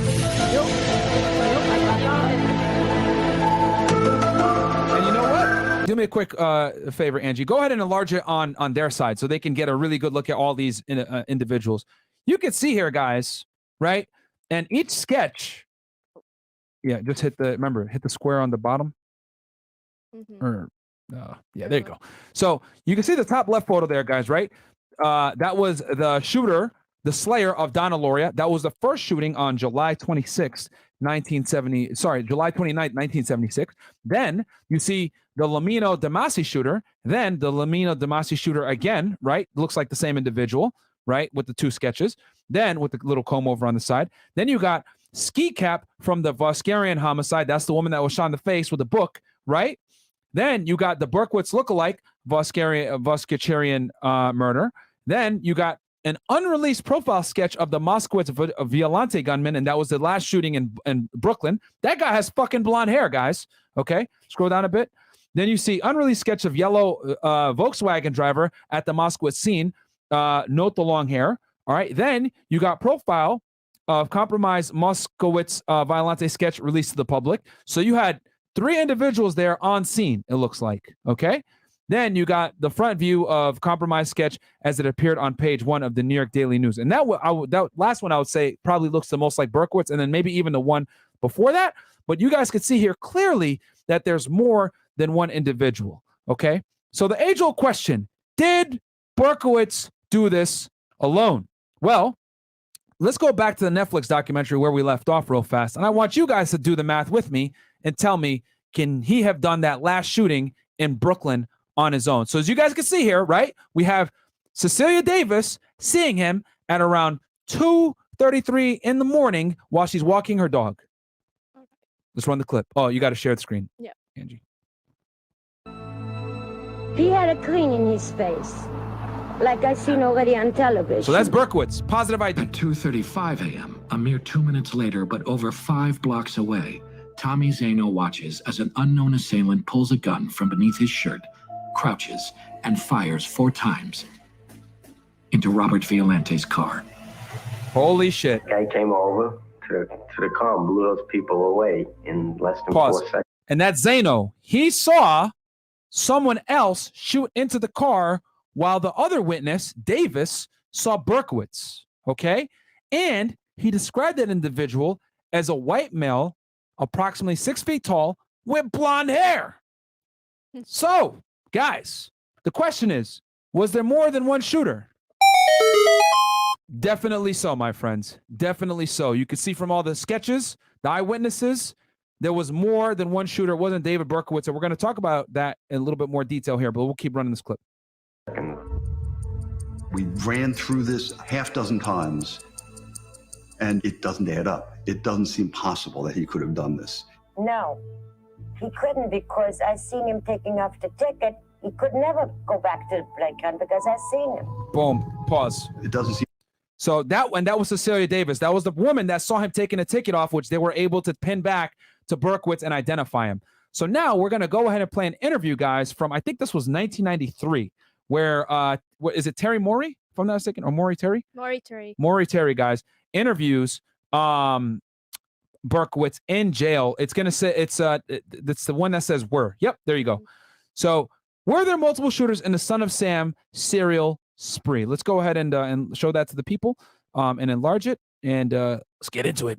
Years later, on 2 different occasions, investigative reporter Morey Terry interviewed David Berkowitz in prison for a documentary series.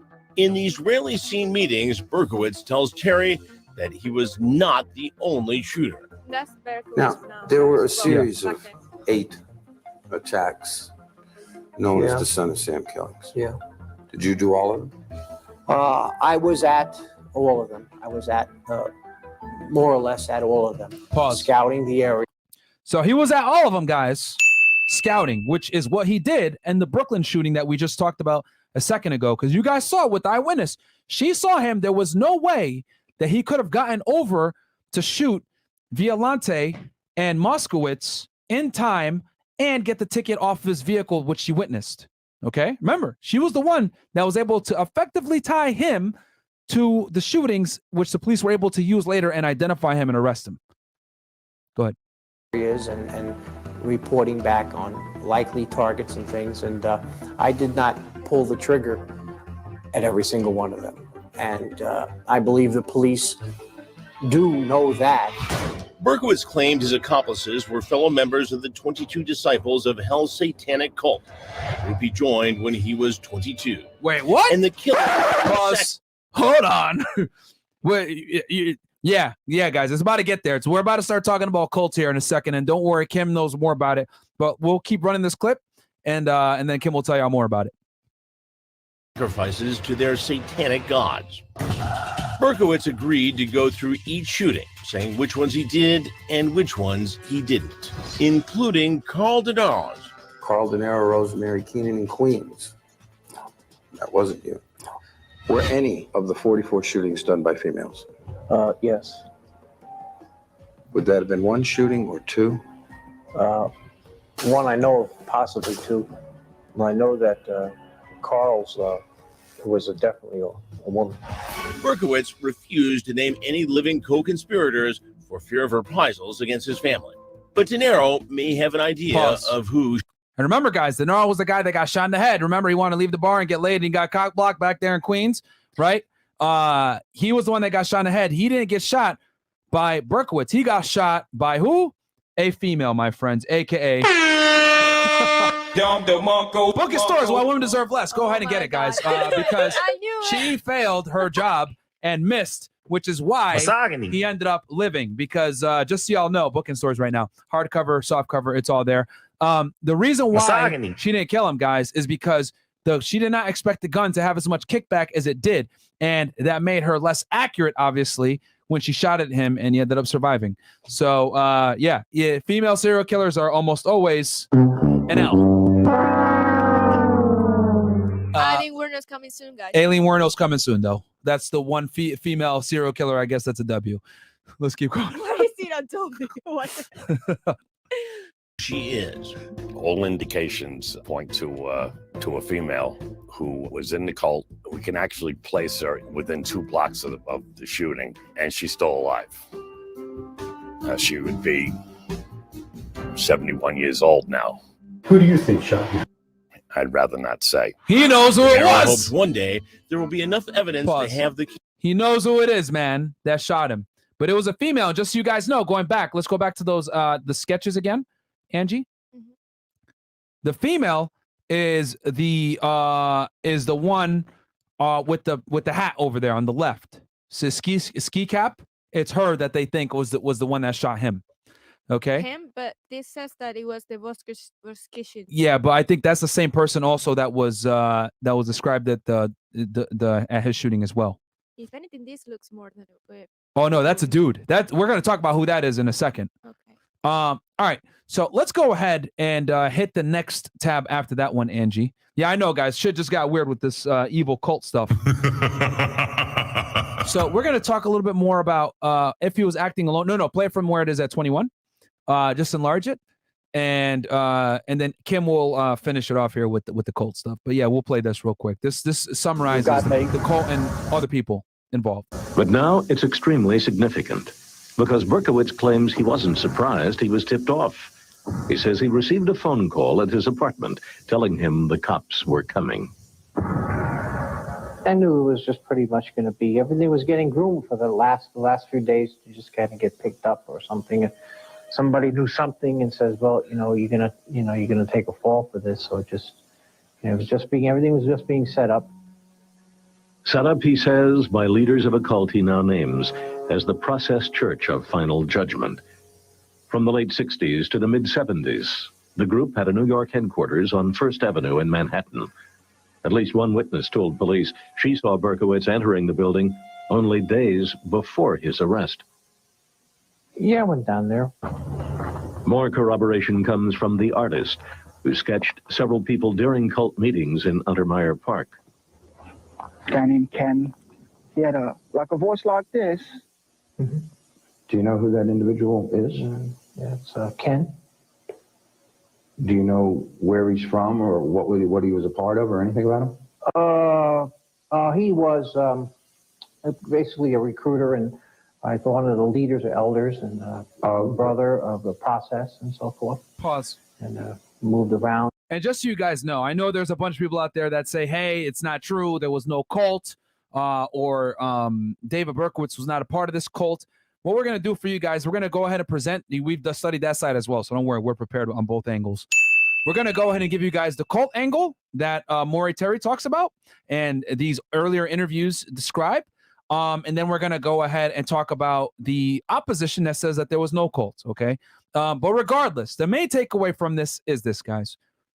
David Berkowitz did not act alone. And that's why I wanted to make sure that we talked about that in detail with that Brooklyn shooting of Moskowitz and Violante, because the witness puts him at his vehicle taking his ticket at about 2:33 a.m. versus another witness, right, sees a blonde-haired man crouch and shoot into the vehicle blocks away, okay? So there was no way that Berkowitz was the only shooter. And then on top of that, you have a bunch of different sketches, right, of individuals that look drastically different from Berkowitz, by the way, okay, that were seen at the shootings by other eyewitnesses, okay? So there was no way that he was doing this by himself. And to be honest with y'all, he's not the smartest guy, so he wouldn't have been able to get away with this by himself. Was he involved in some of the shootings that pulled the trigger at some of the scenes? Yes. Well, did he pull the trigger at all the scenes? Definitely. Nope. If anything, go ahead, Angie. Other people. If anything, other people will just blame him because he was not like you said, like the most intelligent guy there. So yeah. Okay, Kim, there you go. Kim, yeah, you want to talk about a little bit about the cult and the process and what that was? Yeah, so going way back to 1953, the original Church of Scientology was Enlarge that real quick on their end, Angie, so they could see. Okay. Same exact thing. Hit the button. Yeah, there you go. Okay, so the original Church of Scientology was created, and there was 2 members, Robert and Marianne, who branched out from that and created the process of the final judgment, which brought their satanic rituals and all their teachings to the US. And it was said that Started in England. yeah. Yeah. So it was said that they brought that over to the US, and from that there was another cult, the Children, that branched out to that. And that's what said that David was involved in. So I'm gonna in the letters that he wrote, you can kind of see a symbolic, like a little sign at the end. And with this, it's like satanic. And if you read it, like if you put it in a mirror and it flips around, it says Carr, which is the brother's last name. And it also says Sam in it. And in a lot of the letters he wrote, he mentions like satanic things, such as the brat, which is a little devil, and the Beelzebub, he's a demon, the Lord of the Flies. So he mentions a lot of satanic things. And then when he talks about in the first letter, like behind their house, it was the pump. And Myron, how do I pull that up? The pump. Okay, so you're done there. Just drag it up from there. So if you're done with that stuff, close out that screen and then just drag it up. So and while she does that, guys, shout out to Kim for researching the evil stuff. So yeah, you got to move it around the other way. She's fucking up right now behind the scenes, guys. So Stupid. Me? A quick no, that's Kim. All right, let's keep playing this YouTube video here, Angie, while we get that the pump house for her that they're talking about over there in Untermeyer Park in Yonkers. You know? So this individual is Ken from the process. Yeah. And he was at Untermeyer Park. Yeah. The artist also drew something else in the park. Made an alphabet with the lettering. And later on, it seemed like that alphabet was very, very familiar. Familiar because it was similar to the writing in the Son of Sam letters sent during the killing spree. It was eerily familiar. It was my letters. Now we can go ahead and show the Untermeyer Park stuff real quick from Kim's screen. Go ahead, Kim. Just hit add. So this is where the pump was, and everybody referred it to as the gutters. So in the letter where he said he was talking to, like Jimmy Breslin. Yeah, when he was talking from the gutters, this is what he was referring to. And when they went to the scene, they found blood on the roof and the walls, satanic symbols, they found dog bones, and a lot of people said that they saw them killing German shepherds and drinking their blood. Yes. So that's what they saw allegedly, that there were people that used to use this Untermeyer Park place as a they'd be wearing their hoods and capes and they'd be doing rituals and humming and weird stuff like that. And, security guards had caught them there a few times and chased after them. So, it's pretty much documented that this place, Untermeyer Park, was definitely used for rituals, back in the day. So let's keep running this thing, and then we will go ahead and talk about the naysayers that say that Berkowitz and this whole cult angle is not true. And the artist identifies the person who had the alphabet in the park. So, I believe it was really. That's John Carr right there, guys. Okay, and John Carr lived a few blocks away from David Berkowitz. Okay, and John Carr is the one that allegedly was the leader of the Children, which was the satanic group, which was, I guess, a subsidiary of the process. So the process, guys, was the original crew out of London, okay, and who also had ties to Charles Manson, all right, and then basically these guys out of Yonkers broke away from the process and created their own little subset called the Children, and this guy John Carr was the leader of the Children. Now, if you guys look at that photo there, go ahead and hit escape real quick, Angie, and show the mugshot. Look at that mugshot. Tell me that doesn't look like the guy on the top right there. Look at that, bro. Tell me that's not a stark resemblance. Okay, top right, the guy over there. Oh, that is allegedly John Carr right there, who I'll tell you guys this, that looks a lot like him. That definitely looks a lot like him. Show back that YouTube video. Look at that. That is the same fucking guy, guys. And and here's the thing, that's a childhood photo, and you can still see the resemblance between the two, between the mugshot, etc. And just so you guys know, John Carr is the one that allegedly the one that was wearing the military outfit, if I'm not mistaken, that shot at those two girls that didn't kill them.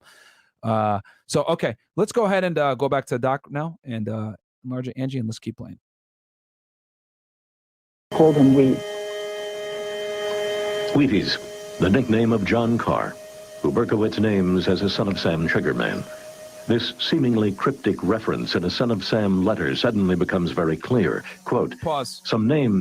He calls him John Wheaties right there, guys. See it? John Wheaties, rapist and suffocator of young girls. They will call him Wheaties because his name was Wheat. Yes. Yes. And his sister is the one that dropped the 411 on David Berkowitz, by the way, guys. When the detective called from NYPD asking about that ticket, the person that answered was Wheaties Carr. Wheaties' sister. Well, Wheat Carr. Yeah, John Carr's sister. I forget her name. Wheat. Her name is Wheat? Yeah. Oh, that's shit. Why they call Wheaties to John. Okay, They okay. name him that. Okay, Yeah. gotcha. So his sister answered the phone and snitched on the guy that was working with her brother. So crazy. Yeah. Let's keep going. To help you along. John Wheaties, rapist and suffocator of young girls. Significant phrases, at the time labeled the ranting of a madman. On the wall of Berkowitz's apartment, cops found this scrawled next to a punched-out hole. This is Mr. Williams' hole. The artist never knew about that bizarre scrawl, but 20 years later, he can still locate a hole in Untermeyer Park, now covered by underbrush. He just says, Mr. Williams lives in the hole. They mentioned that they had rituals where they would sacrifice animals, a dog or a cat or chicken or whatever. Berkowitz says he would become the ultimate sacrifice for the cult. I was just there to take a fall, man. I was just, you gotta understand what happened. It was like a process, man. You get brainwashed. You get controlled. You're just a soldier now, and you got to do what you can to just keep the devil happy and keep everybody happy. And it was a stupid thing, waste. Yeah, I look back and see that I, was foolish and threw my life away. But at the time, once you get caught up in that, man, once you get caught up in that, that's it. I wasn't expecting to live, really. I don't know if I was going to live. I don't know if I was going to die. The threat was very real, says this former cult member who calls himself Brother John Paul. He considers himself one of the lucky ones. He escaped from the cult. The only way that you could get out of this thing was either they killed you off, you killed yourself off with a suicide. Okay? That was the only way to get carried out in a pine box. John Paul says he was first recruited into the cult by none other than John Carr, a former high school classmate. John talked very specifically about a pyramid, okay? And that to get to another level of this pyramid, he had to turn around and prove that he was worthy of this level and had to kill somebody. He wouldn't succeed. But according to Berkowitz, John Carr would seriously wound 2 teenage girls in the third Son of Sam attack. The next shooting was in Queens of... And that was those 2 girls that we talked about earlier, Donna DeMasi and Joanne Lomino, on November 27, 1976, when he pulled up and shot at them wearing the military camouflage. Joanne Lomino and Donna DeMasi. Is it a fact that the shooter that night was John Carr? He's not living anymore, Right. He died shortly after I was arrested. Right. John Carr was murdered in North Dakota. That's John Carr right there, guys. Got murdered in Minot, North Dakota, and we're going to talk about that here as well. Think about that. It's a little weird that he would die a couple of days, like literally, a little bit after your boy David Berkowitz was arrested. Let's go ahead. Just 6 months after Berkowitz's arrest, authorities there believe it was connected to the Son of Sam case. first, it was thought to have been a suicide, but subsequent investigation and interviews lead us to believe that it's very likely a homicide. Nearly 20 years later, that murder is still unsolved. In 1979, John's brother Michael died in a high-speed auto accident in Manhattan. Berkowitz now names Michael as the shooter of Judy Placido and Sal Lupo. And look at his brother, guys. He also looks very familiar to one of the mug shots, if we're going to show that as well. Look at that one on the top left. Tell me that's not him, guys. Come on. All right. If you think about it, these two look alike. Yeah. You know what I mean? You got a crazy resemblance to John Carr on the top right and the top middle. Then you got the top left, who looks just like Michael Carr. Michael Carr. Okay, go back to that photo again on the YouTube vid. Look at that. I mean, come on, man. Yeah. So, and Berkowitz names him as the shooter of Judy Placido and Sal Lupo. And if you guys remember, that was a shooting that happened on June 25th, 1977, where they both survived. Okay, over there in Queens. Remember where they got shot? We showed you guys that address. Show that real quick, Angie. What? The address. It's two. Yeah, that one. That was the shooting that we showed you guys over here. Flip it around. There you go. In this area, he was the shooter, Michael Carr, in this situation. Okay. All right. Let's go back to the documentary. Yep.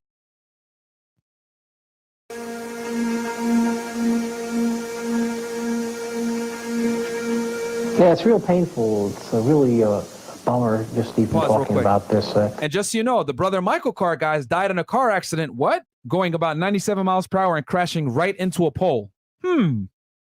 That also is very strange as well. So you're telling me both Carr brothers die within months of Berkowitz being arrested? Interesting. Sus. Yeah, very, very, very sus. Bombocat! Let's keep going. My life is at a stage now where, like, you're talking about a stranger. You're talking about things that happened that were a nightmare. I just want to bury them in the sea of forgetfulness. I want to move on with my life. I can't undo the past, and so many people were hurt and destroyed. It's unbelievable. Next, Berkowitz offers more evidence he did not act alone. And we learn how some members of the New York Police Department were recently stopped from reopening the Son of Sam case. This was the gun that sealed the fate of David Berkowitz. At a news conference beamed around the world, cops bragged they had nabbed the .44 caliber killer. Today, Berkowitz claims there were other .44 caliber revolvers involved, held by other people. There were some others around. Some other people had the same gun. Other people had bullets and a lot of weapons, really. There's other stuff, too. It just never turned up, but it was around. Today, Berkowitz offers new evidence that he did not act alone, and that members of a murderous cult orchestrated and participated in all the Son of Sam murders. The shooting of Christine Freund in Queens. Is it true that there were 3 or 4 or even more out there that night? Yeah, some people around. We always had a backup vehicle. And Berkowitz also dismisses another theory, that he was a madman on the loose. The public had the impression that all of the 44 shootings were random. Is that true? Not trying to say not all of them, though. In fact, he says each killing was a premeditated execution. It was no coincidence that a friend of the first victim, Donna Lauria, warned of her death a week before she died. From the police report, Donna has 1 week to live. Wow. Berkowitz's new claim has some unlikely supporters, including Donna's father. Him, I want. And remember, guys, Donna was the first victim that died on July 29th, 1976, out there in the Bronx, in front of that apartment complex that we showed you guys. Let's keep going. And the other parents should go after the others. I think they all should be one more time. Also, guys, do me a favor. I think we're safe because we're not going to use any more Netflix stuff. So come on over to YouTube if you guys are watching on Twitch. Open up another tab. Come on over to YouTube. Let's get the views up on this one. I see there's a couple hundred of you guys over there on Twitch. Let's get the YouTube stream up to over 1,000, and let's get to 1,000 likes just because, like I said before, so we can go up in the algorithm. We worked really hard on this one for you guys, Angie and Kim did quite a bit of research on the side. You know, they could have been, I don't know, doing what girls do, which is basically nothing. But instead, they decided to help me on the podcast. So, guys, down the mark and like the video. Subscribe to the channel if you haven't already. You know, show some support. And come on over to YouTube, guys, on Fed Reacts on YouTube. Come on over right now because, like I said before, I think we're safe on the Twitch side where we no longer have to worry because we're not going to use any more Netflix stuff. So I knew they were going to be lame, but we prepared accordingly. Let's go back to the doc. Shout out to Angie. Berkowitz confirms he wasn't the only hired gun of the cult. This composite sketch of the killer of the 5th victim backs him up. It may look like a man, but it was actually a woman. Oh, shit. The woman who pulled the trigger that night, she was a member of this cult. Yeah. Is it a fact that she was from Westchester County? And that is the woman, guys, that killed Virginia Voskerichian. So the person that shot her in the face, when she put a book up to protect herself, the Columbia University student, she was killed by a woman, guys. And Berkowitz was there to help, but the shooter was actually a female, which you guys just saw right there from the picture with the hat. Yeah, I knew her from there. This composite sketch is of the person who killed Stacy Moskowitz, the final victim. The sketch of a blonde-haired man was never released by police. Berkowitz says he wasn't the shooter. This former NYPD officer worked on the case. If Son of Sam was a nut job, why are there 3 cars, 5 different descriptions, different height, different shapes, different sizes of the perpetrator? If somebody else was there. Shooting victim Carl Denaro believes there were others. I mean, it wasn't robbery. That you can understand. That might not be right. That's the guy that knows that he was shot by a girl as well, guys. More than likely, it was probably the same girl. There were 2 girls that were involved in this cult, so to speak. But I would assume it was probably the same girl that fucked up with him, and she had to make up for it. So she ended up killing the other girl. That's why she probably went and shot at point blank range to make sure she wouldn't fuck it up. Which is why, once again, guys, Women Deserve Less book in stores right now. Go ahead and pick up your copy because women can't do anything right to include serial killing people in the middle of the night. Let's keep going. You can understand it. I don't know. I'd like to know what the motive was. Why, you know, even if I was random, why was somebody driving around looking for somebody to shoot for no good reason? These police reports say there were several vehicles at crime scenes, the most notable being a yellow Volkswagen speeding away after the murder of Stacy Moskowitz. At this point, we have not. So, guys, another vehicle that they also were able to connect, a yellow Volkswagen, and this yellow Volkswagen, guys, had been linked to other murders as well. That witnesses had also seen this vehicle speeding away from crime scenes, and this was the last crime scene in Brooklyn with Moskowitz, where they saw a blonde-haired shooter, right? With you got the witness that said that I think his name was Mano or Kano, whatever his name is, and then you also have a Volkswagen vehicle being seen at the scene as well. Shit's about to get even crazier here in a second. Let's keep going.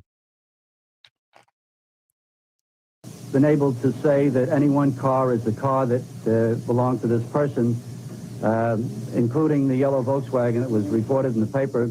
But the official hunt for the VW and any other evidence would end with Berkowitz's arrest. Sources have tied an identical VW to the Carr family, the neighbors who turned Berkowitz in. But he never owned a VW. Those same sources claim the New York police began reinvestigating the Son of Sam conspiracy last year. Pause. But top officials... And that is true. The Queen's DA, was it John Santucci, Angie? Ended up reopening the Son of Sam case, if I'm not mistaken. And because he also believed that there were other conspirators and they tried to go ahead and investigate it. But no other arrests were made. Angie, you got anything? About what? The Santucci opening up a case. I remember you were researching him. No. Well, Stupid. Clearly. Never mind. You keep playing. Adding the Yeah, go ahead. brothers to the case, though, in the note that he gave out during his crimes and everything, Mhm. he mentioned being locked in an attic, the alcohol, the drinking. Oh, blood yeah. and John Carr. everything. Yeah. And the Son of Sam letters. people who knew Sam, his neighbors, said that he was an alcoholic, that he would beat his kids and lock them in his attic as punishment. So it adds to the letters, the brothers and Yeah. everything. Just so you guys, so here's the connection, guys. Okay, just so recap. So you got John Carr and Michael Carr, okay? Brothers, okay? their father is who? Sam Carr. So it would make sense that they would say, yo, we're shooting everybody, we're doing all this, and we're the son of Sam. Okay? Why? Because their father's name is Sam. And then in the letter, they illustrate all the things that their father, Sam Carr, remember, he was the one that had his dog shot by David Berkowitz, he would do to punish them, putting him in an attic, etc. All that abuse. And he was also an alcoholic. So it all ties back, guys. Okay? Let's go ahead back to the doc. And shit's about to get even weirder now, guys. You guys are going to see here in a second. Ordered the case shut down. The reason goes all the way to the top of the department. You do not want to embarrass this department. I believe from what we saw, there was a lot of documents. And just, that's not a demon, guys. That's a police officer that was involved in an investigation. They're concealing his identity for obvious reasons. Don't worry, it's not a demon. Second, I'll hear this. Okay. Go ahead. Ballistics. They messed up searches and seizures at the time of Berkowitz's arrest and prior to his arrest. Sources point to a midnight search of this brownstone, once owned by suspected pornographer, drug dealer, and photographer Ronald Sisman. All right, he and pause. his girlfriend. Shit's about to get crazy, guys. Pay attention, okay? You got Ronald Sisman, this guy that shoots pornography, so to speak, if you know what I'm saying, air quotes. Let's keep going.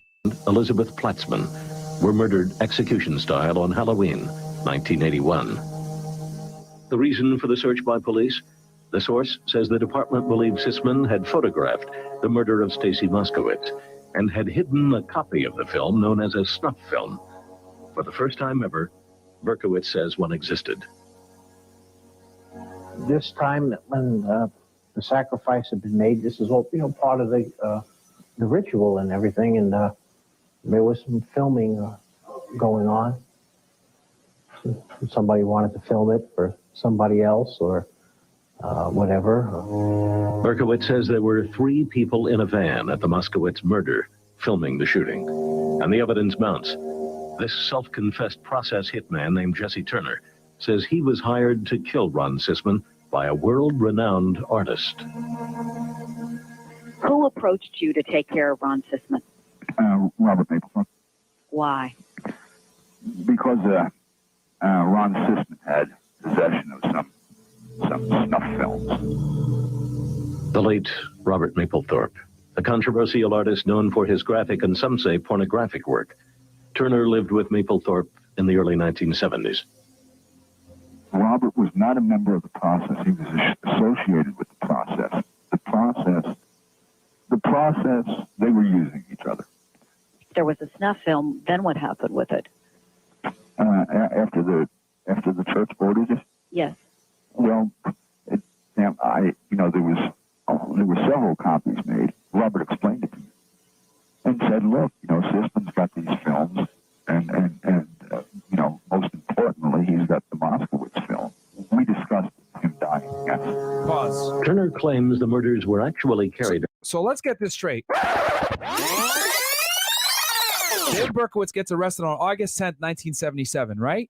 Shortly thereafter, John Carr, the leader of the children, aka a subsidiary of the process, right, this cult group, so to speak, gets mysteriously killed in North Dakota. His brother John then dies of a mysterious car accident driving at 97 miles per hour, crashing into a pole a couple weeks later in New York.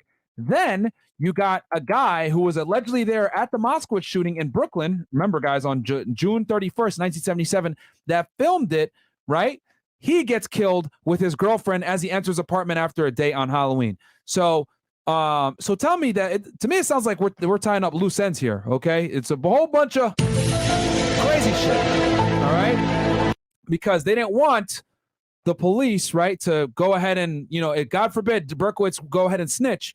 They would have all these people that they could go interview that had more information on the organization. So to me, it looks like it's cleaning up loose ends. Anything on your ends, ladies? Oh, go ahead. Sorry about earlier to.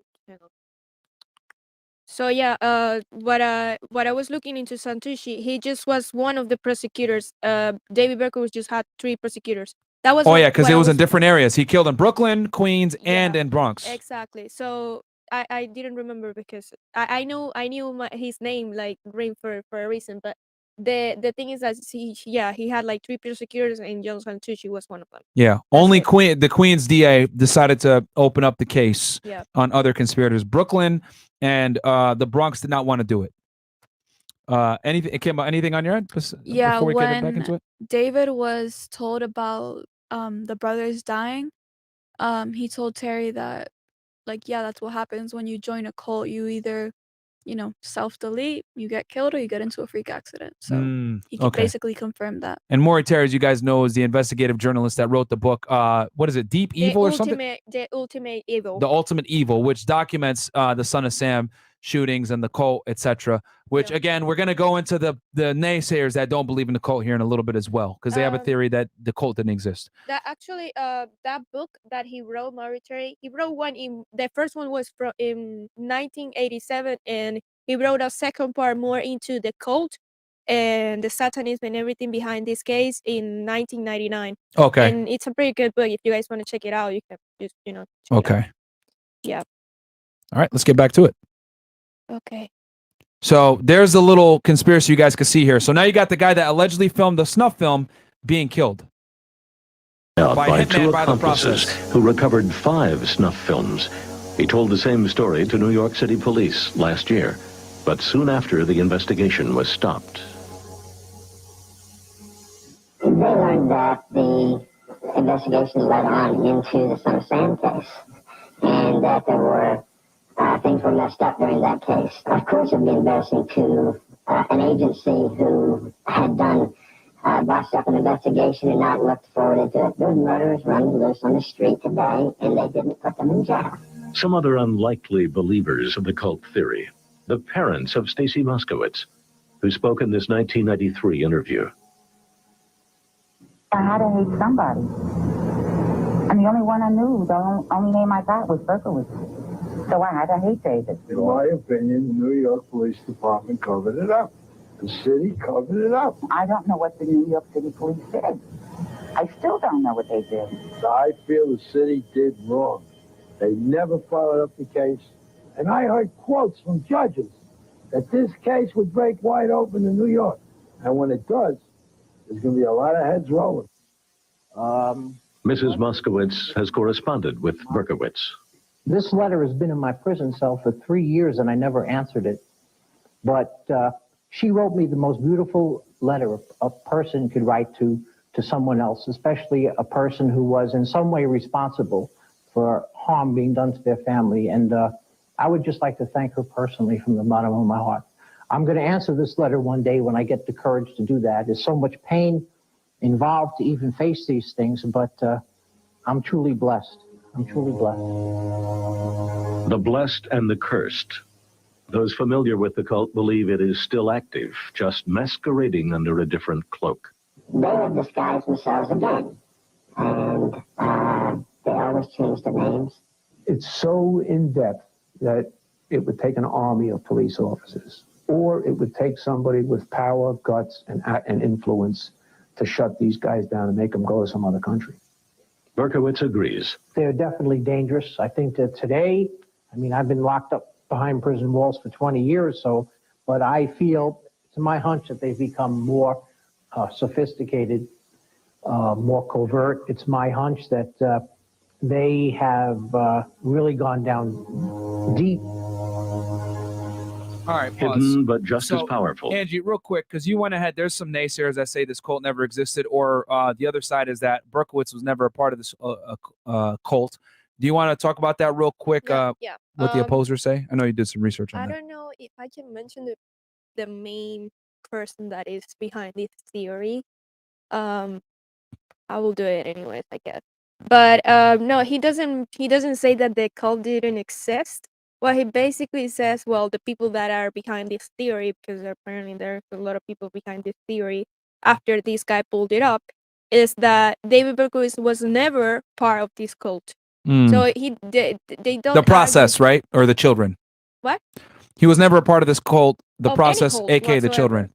They said that he was never part of the cult whatsoever. Okay. But it's funny though, because they pull out like evidence and stuff, because this guy said that he went to the places that this cult will take place, which is the on Maury Terry. No Maury Terry. This guy that is doing the investigation. No, I'm saying they're debunking Maury Terry. Yeah, he's book. debunking. Yeah, mainly, They're trying to debunk. Basically, the guys that say the cult didn't exist, guys, they're debunking Maury Terry's book. And they're saying that basically one of the big things that they said. You want to go into it, Angie? Yeah, About this graffiti? Go ahead. Yeah. So, yeah, I will mention that, and I will show you some pictures. Well, I wanted to show you the guy's video because he got a picture there, but I'm not gonna do that because, it's giving him credit. I mean, go ahead. It's fine. Go ahead. Show it. It's fine. Oh, you think it's fine? Okay. Yeah, it's fine. Go ahead. But, Show. Go pull it up to the main screen there. Just drag it over. All right, but And show before them. that, I just wanted to say, yeah, he basically says that, he's discrediting. Is that a word?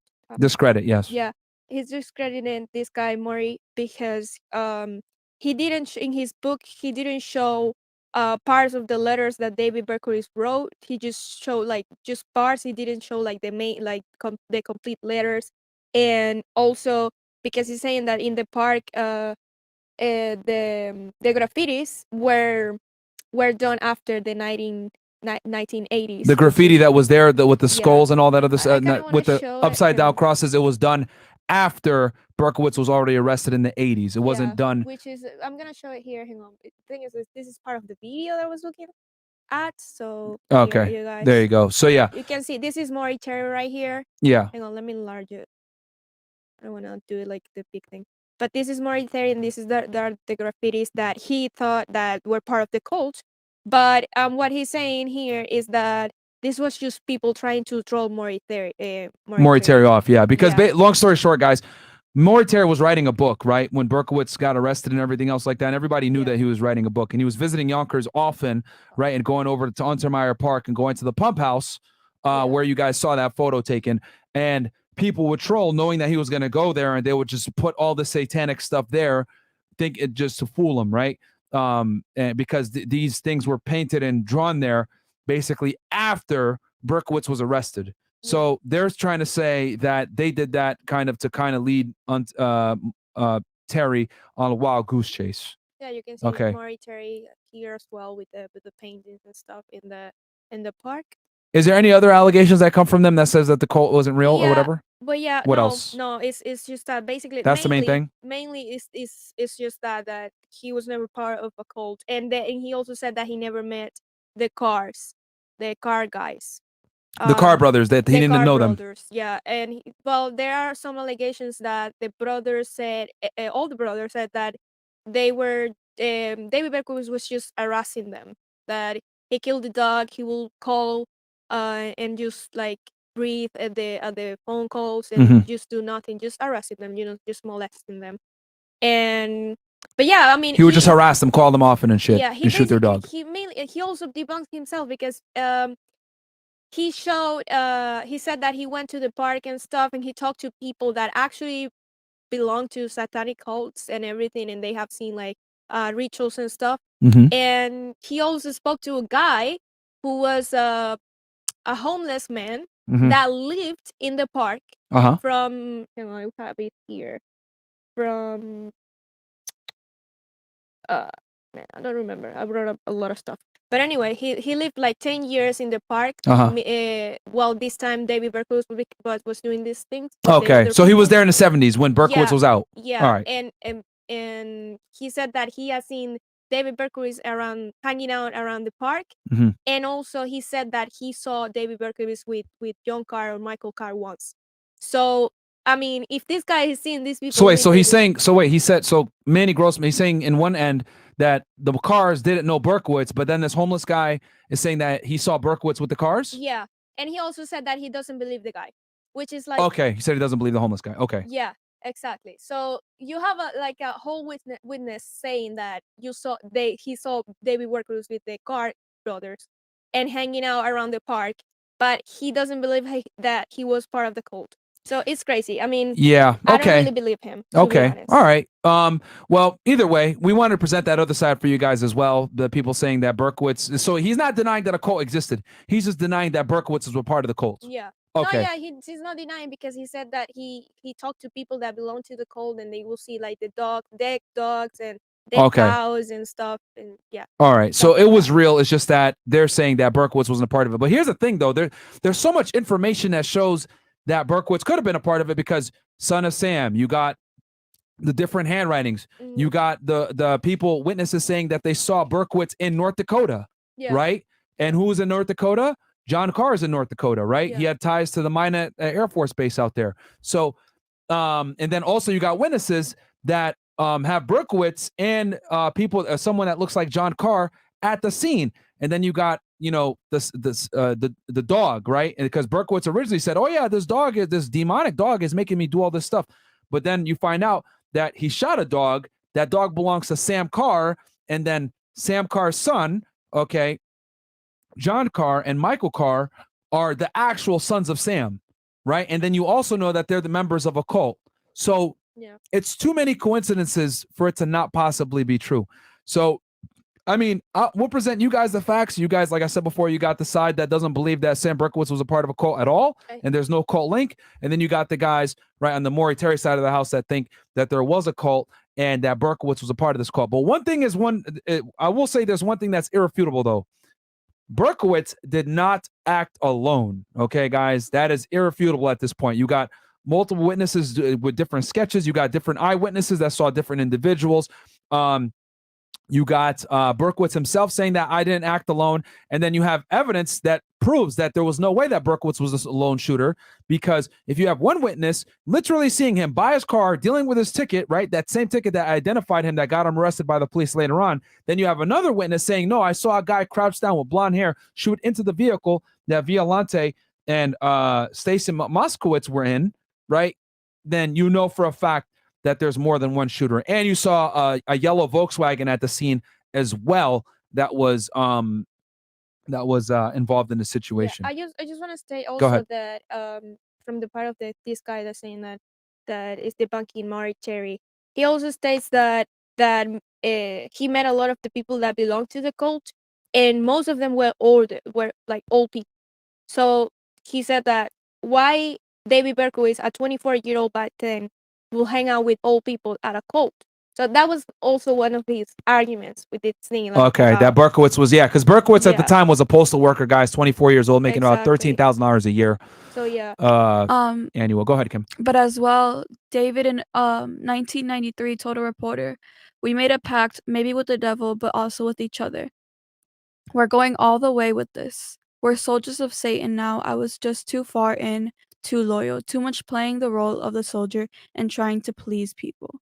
So that kind of just confirms that he was part of something and that he had a pact with other people, and most likely being the Carr brothers. Well, this argument, I was just saying, because if he also said that most people in the cult were old, that's also proving that they might have used Berkowitz to, as an image for the cult, to use him because he was stupid.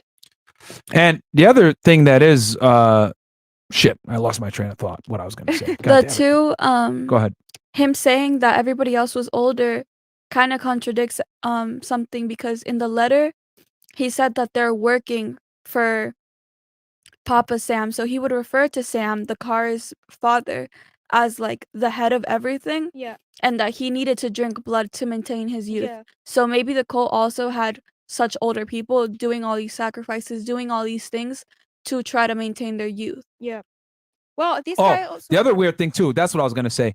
The suspicious deaths. Like, I mean, you're telling me both brothers die literally within like months of Berkowitz getting arrested? Weeks? Yeah. Like, that's also weird as well. So, I mean, too much suspicious stuff, too many weird coincidences, guys. So, it is what it is. Go ahead, Angie. You have There some? is another thing that made me laugh before, because this guy is just stating facts that is just discrediting him.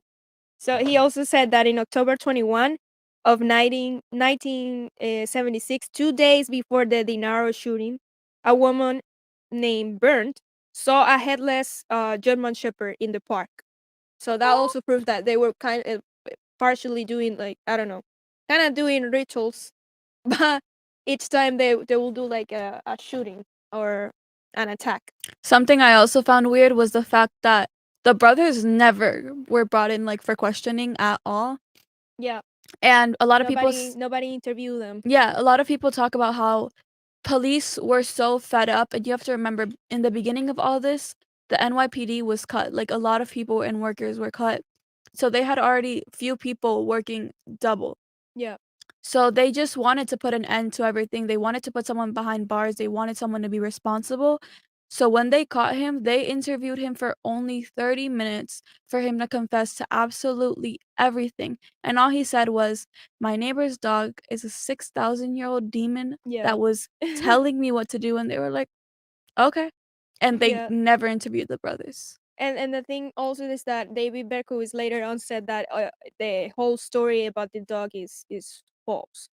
He said in an interview, I think, that he made that up. He only said it because he wanted to be classified as crazy so that he wouldn't be put away. And then he then stated that he was a born-again Christian and is now not the son of Sam, but the son of hope. And Christians see him as a prophet. Oh, shit. Yeah. Wow. Yeah, and that's why he's actually, you know, found God and become much more religious in this situation. So, I mean, I think he's still up there. He's still in prison. He hasn't been executed or anything. He got denied parole, though, I think in 2011, and that was the last time. And he has kept applying. And one more thing. Yeah. There's a son of Sam law now because of how famous this case became. Yeah. So now serial killers, like all these criminals aren't able to profit from like all the attention, all the books, all the movies, nothing. Memorabilia, nothing. Yeah. Yeah, so the son of Sam is now a law. So he got the attention he wanted. Yep, that's for sure. Yep, and I think Jeffrey Dahmer and a couple other serial killers didn't end up getting profiting from their situation. I think even was it John Wayne? Because John Wayne Gacy had a bunch of paintings that he made while he was in prison. And I don't think he made a dime off of those as well, even though some of them sold for ridiculous amounts of money. AKA the killer clown. Yeah. So yeah, guys, let's hit some of these super chats real quick. Kim, go ahead. I wanted to ask you, Mara, before. Yeah. If you wanted to pull up the thing about Michael Franzese talking about. Oh yeah, you know what? Let's go ahead and pull that up while Kim reads the chats. As you guys know, quick little recap for y'all while Angie pulls that up. Good. Just go on it's on my channel, and it's also actually just go on the Fresh and Fit one just to make it safe because I didn't record the full thing on Fresh and Fit. Sorry, on Reddit. Yeah, we actually had Michael Franzese on the Fresh and Fit podcast last week, guys. It was a great interview. I'm gonna have him here on Fed Reacts as well.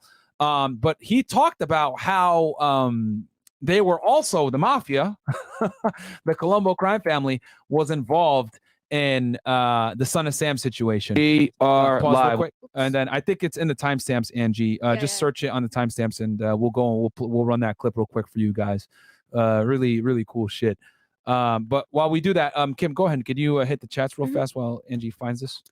Gogo says, like the video people, and Myron, not sure if you did this already, but can you make a video on equipment for your channel? Would appreciate it. Flock to live. Oh man, I can't give the sauce, bro. I can't give the sauce. What else? Stefan says, Myron, I have two serious questions. I'm looking to find a young, thin, 18 to 22-year-old girlfriend, but I am 6'1", 267 pounds. How should I fix this? And second, can you make a video on Denaro Meatball, Arthur the Hitman? Well, don't be fat. You can't be fat, bro. That's just unacceptable. And get your money up. Like having your money up, guys, and having being in shape are two literally glitches in the matrix to just becoming a more attractive man in general. You can't find it, Angie? No, I think it's right here. Remember that? But I think it was here, Life in the 70s. So, you know, we could go ahead and play it because the Michael Franzese actually details how crazy the 1970s were. And just so y'all know, you had serial killers running around crazy. You had the mafia was running the show.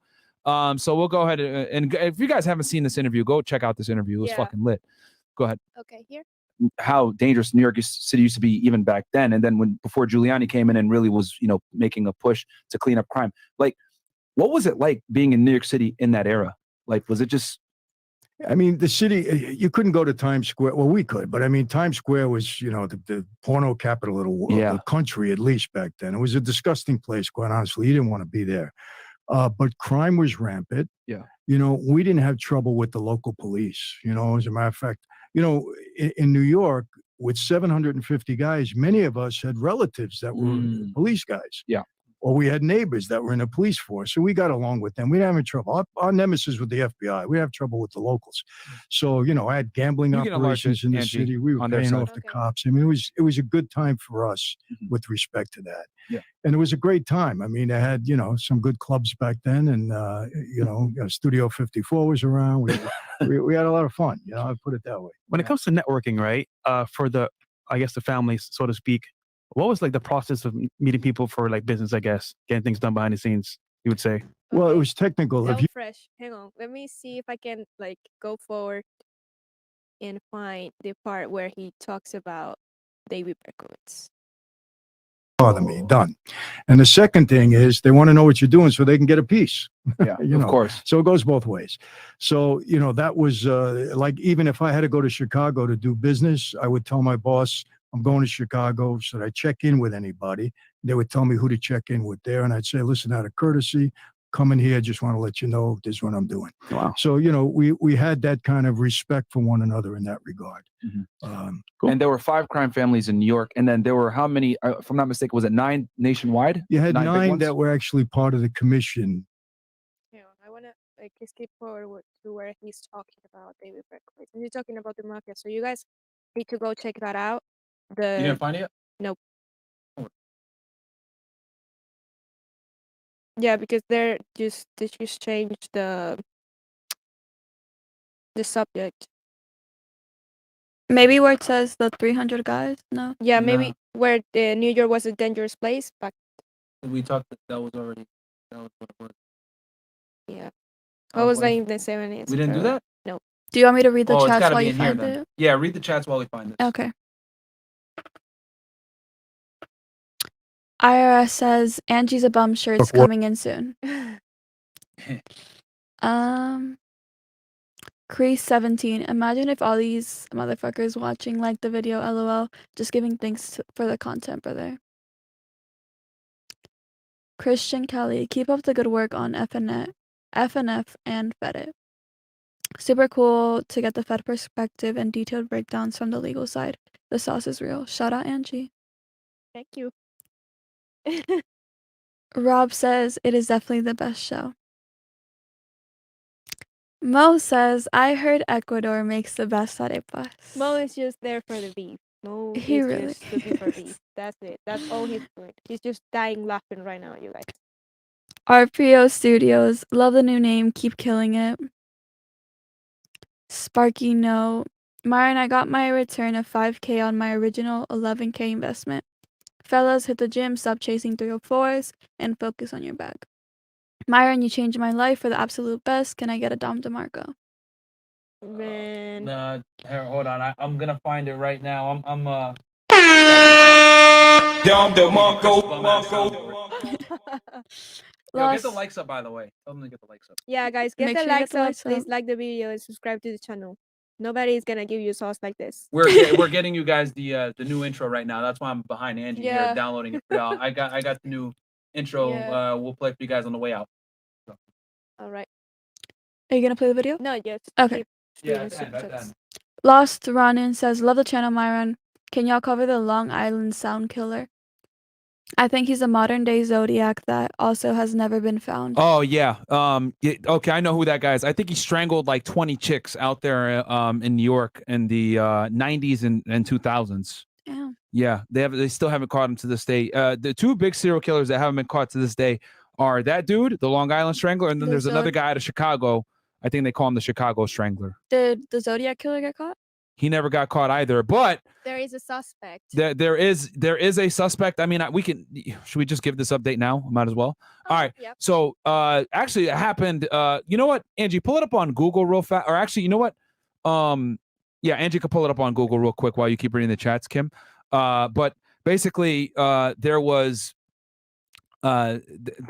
there's a group of guys called the Cold Case people, right? And you could close all those tabs, by the way, Angie. Okay. We don't need all those, so the thing will run a little bit smoother. But anyway, there's a group of guys called the Cold Case crew, basically, and what they do is that they solve, cold cases, big serial murder cases, blah blah blah.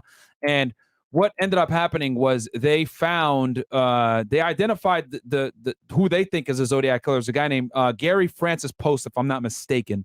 And I talked about this in the Zodiac Killer episode in more detail if you guys want. But there was recently some news that came out. We'll pull it up on Google real quick. Just type in Zodiac Killer, Angie, on Google.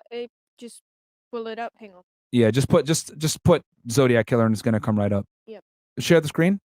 Yeah, give it a second right here. Give us 1 second, guys. Bear with us. Yeah, just put Zodiac Killer. You don't even got to put in new Zodiac Killer. Just put in Zodiac Killer. You're gonna see the news that broke. Yeah, hit enter. Okay, scroll down. See, and this broke 2 days ago. Cold case investigators, and we can read it from the Daily Mail. Go ahead and read it from the Daily Mail. 3 days ago, 2 days ago. You see it in the corner there? Yeah, right there. Read that. The very long list of Zodiac Killer suspects as group claims Air Force vet is notorious cold case killer. There are plenty of other names, including U.S. Senator Ted Cruz. So yeah, the Zodiac Killer, guys, by far is the most infamous. Can you X that little thing there? Fuck pets meds. Oh, this. The ad, yeah, hit X. Yeah, fuck that. Get out of here. They're not paying us. Yeah, they're not paying us. So Zodiac Killer sleuths continue to turn up new evidence more than half a century since the murder terrorized Northern California, leaving at least 5 people dead. If you guys want more detail, you guys need to go ahead and watch the Zodiac Killer breakdown that we did. Also, I suggest you guys go watch the movie from 2007 from with Jake Gyllenhaal. A group of investigators yesterday claimed to have evidence proving a United States Air Force veteran was behind the slayings, which primarily targeted young couples in the late 1960s. The case breakers team first named Gary Francis Post as a suspect 2 years ago, but now say the FBI has a partial DNA match which could tie him to the murders.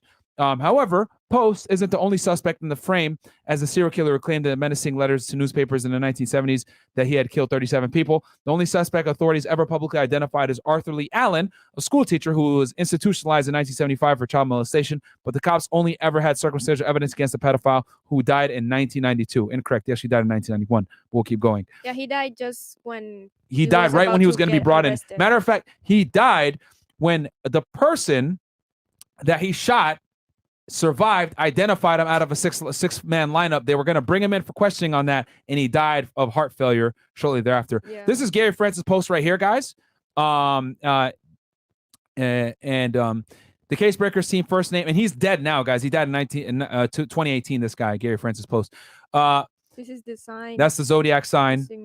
Scroll down, and other suspects include Lawrence Kane, who was picked out of a photo lineup by a woman who claimed she was abducted by Zodiac, Ross Sullivan, who bore a striking resemblance to the killer's police sketch, and Richard Gaikowski, who was said to have had a similar voice.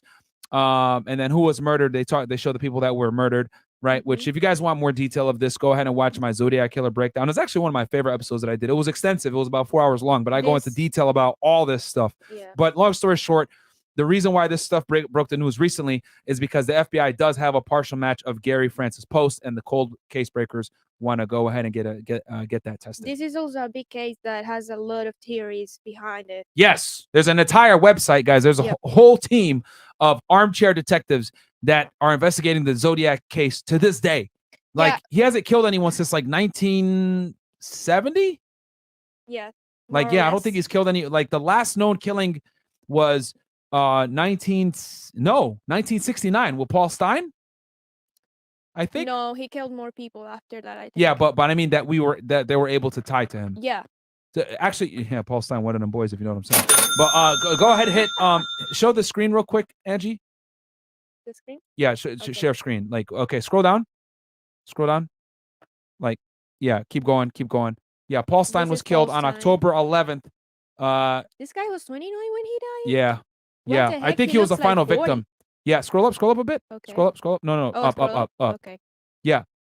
Zodiac's final known victim was taxi driver Paul Stein, killed on October 11, 1969. Yep. Dude, it's crazy how much I still remember about this case.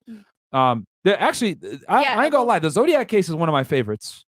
Well, Elmira for doing it without me and doing it with a lame ass woman. It was before I met you, okay? So I could have done it better though. So stupid. Anyway, yeah, that girl. Bruh. The conversation. Yo, and guys, don't forget to like the video. By the way, how many people we got watching? 1,100. Watching 1,000. 1,100. Shout out to y'all, man. Like the video, guys. Let's get to 1K likes. All right, let's keep going. Let's go back to the super chats. Go ahead, Kim. You got it. Dem Boy said, "What did we speak? What did we say last week?" What did we say? Oh, them with the CIA symbol. I don't remember what you said last week, bro. You're gonna have to come get me. FBI, open up! Who else? Julio says, Myron, I'm curious if you have any knowledge on tech sales, not STEM per se, but more on sales dev rep. Was thinking of buying the course on Course Careers, but not 100% sure if it's legit. Any thoughts? There's a bunch of there's a bunch of free content out there, man, on high ticket sales, man. Just watch that stuff before you decide to go ahead into that and spend a bunch of money. 1929G. Love your work and dedication. Team, keep it up. I like this team. Train them well, Myron. Hey, man. Shout out to them, man. They did do a lot of work behind the scenes. Obviously, as you guys saw, they knew some things that I didn't even know. So they did their research as well and came prepared. Shout out to the ladies. Julio became a member. Shout out to you, Julio. Welcome to the team, my friend. Jimmy says, hairline looking sharp, Myron. Are you on finasteride? No. I remember I did a hair transplant, guys. So, I've been putting some of that minoxidil foam as well on the hair. You can see his Yeah, scar from I'm not as bald as I used to be, but hair's coming back, guys. Hair's coming back. What else? Medizi 1986 says, always wear that shirt while doing this show. Yeah, I've had this shirt for years, guys. I've actually had this shirt since 2013 when I first got on the job. I've had it for 10 years, man. Yeah, you should wear it when Yeah. you're It doing looks the nice. show. It's cool. Yeah. Cool. All right. You have to tuck it in, but Yeah, I gotta. Maybe next time I'll be all tacked out and I'll fucking wear my my 511s as well. That's the cargo pants you wear during raids. But yeah, go ahead. What else do we got, Kim? John says, when is part 2 of Ryan Dawson's 9/11 coming again? And damn, Myron, why do you take Angie from me? Next Friday, guys, and you guys can have her back. Next Friday, guys, we're gonna have Ryan Dawson on next Friday to cover part 2 of 9/11. Steady became a member. Yo, shout out to you, my friend. Welcome to the Fed. Sorry, Fed. My bad. I give myself Reacts. stupid. The Fed Reacts channel. Steady also says, from green eggs and ham to the son of Sam. Okay. Shout out to Dr. Seuss. What else? It's Dr. Seuss. It's like a kids book over here. Eddie says, any interest in covering the Yakuza of Japan? Yes, I will cover the guys. Don't worry. These organized crime groups, I'm going to cover them. Yakuza, triads, Russian Mafia. I know some of you guys asked me about the Russian Mafia. I'm going to cover the Colombians, right? Obviously, well, we have Kim here for that as well. She's from the regime as well. She's even funnier. We're going to cover Pablo Escobar and all that. We're going to cover the Mexican cartels as well. The thing is, though, guys, is when I cover like these big organizations, I want to make sure that we do it right. As y'all know, I warned you guys. You guys asked me for the Mafia for months, right?